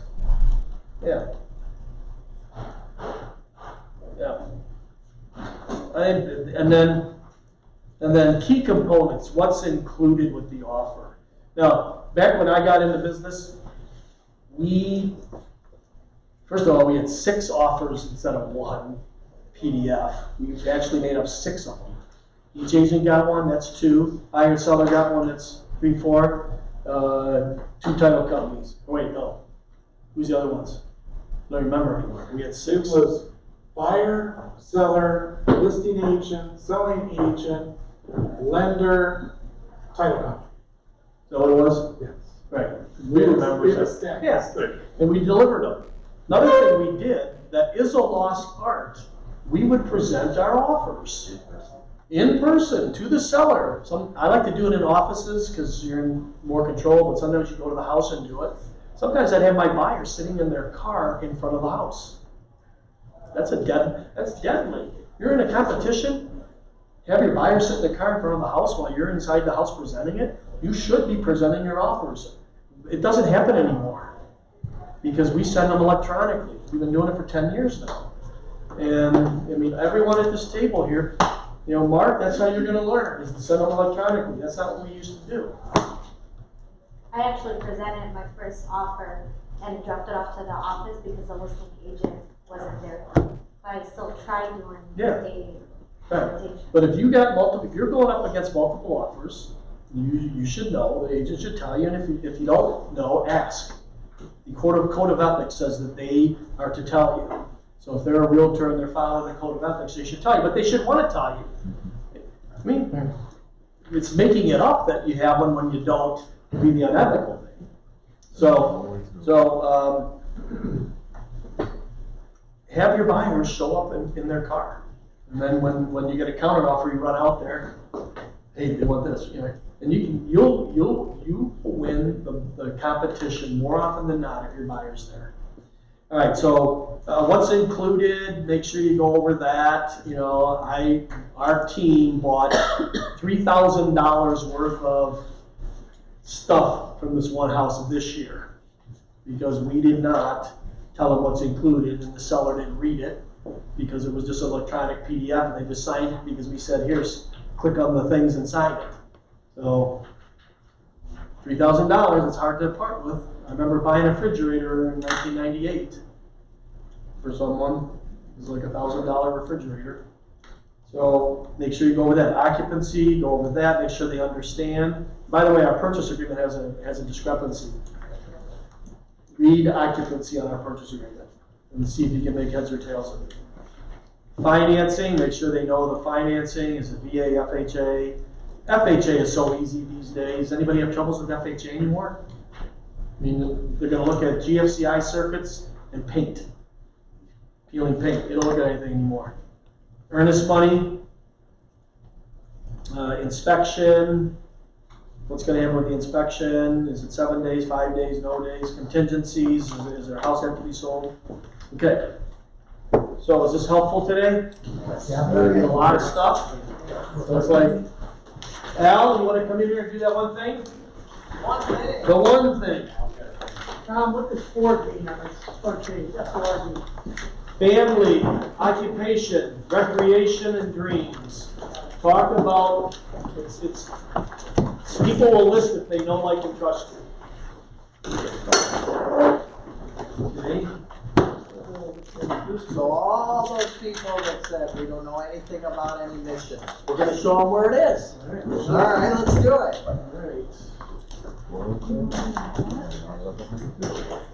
All right, so to get to your mission, go to the training tab on the top, hover over that, and go to KWL Ignite. Probably will ask you to sign in. And if you scroll down, you're going to see, keep scrolling. Oh look, there's you, live. Here's all your week's worth of missions. Remember, a mission is done before the previous one. So if you click on Kate session 5 and you scroll down, this is your actual mission, along with videos to watch. That's the daily 10-4. Daily 10-4. Expand your learning, study your local market statistics, gather your tools and bring to class. So this is everything you need, right? Mm-hmm. Bring the names, right? Because Kate's gonna have you call too, and Lou will get another appointment. We will get 3 more appointments. Prepare for a listing appointment. There's a video to watch. How long is this one? That one I think is about 15 minutes. That's from Mega Camp. So he's actually role playing live is what he's doing. So that one's a really good one. 2016, I believe. And if you haven't completed the other missions for the other stuff, get in there and catch up. Yeah. I have to say each mission is about 20 minutes to 30 minutes worth of work is what it is. So you only get in, only get out what you get in, put in, right? Grow your database, follow up a previous power session. And don't forget to get in Tom's Ignite session, which was 4, and evaluate him as an instructor. You guys have been doing that. Really helps us. Okay. So I want to thank you all for being, how many are in here? There's a lot. So the biggest Ignite class I've ever had. Thank you all for being here. Thank you for all the great questions. There were so many great questions. And just know that your great questions are what make this. Without questions, we're just going to go through and deliver this the way it's in the book, and it's going to be a little boring. So, had a lot of great questions, so I want to thank you for that. Also, I said that anybody, emails me, tom@lipinskiteam.com, and it's in there, it's in KW Command in the Connect section. I'll be glad to provide that seller survey, which I didn't bring, and there's a few other things I said I'd be glad to do. Thank you very much.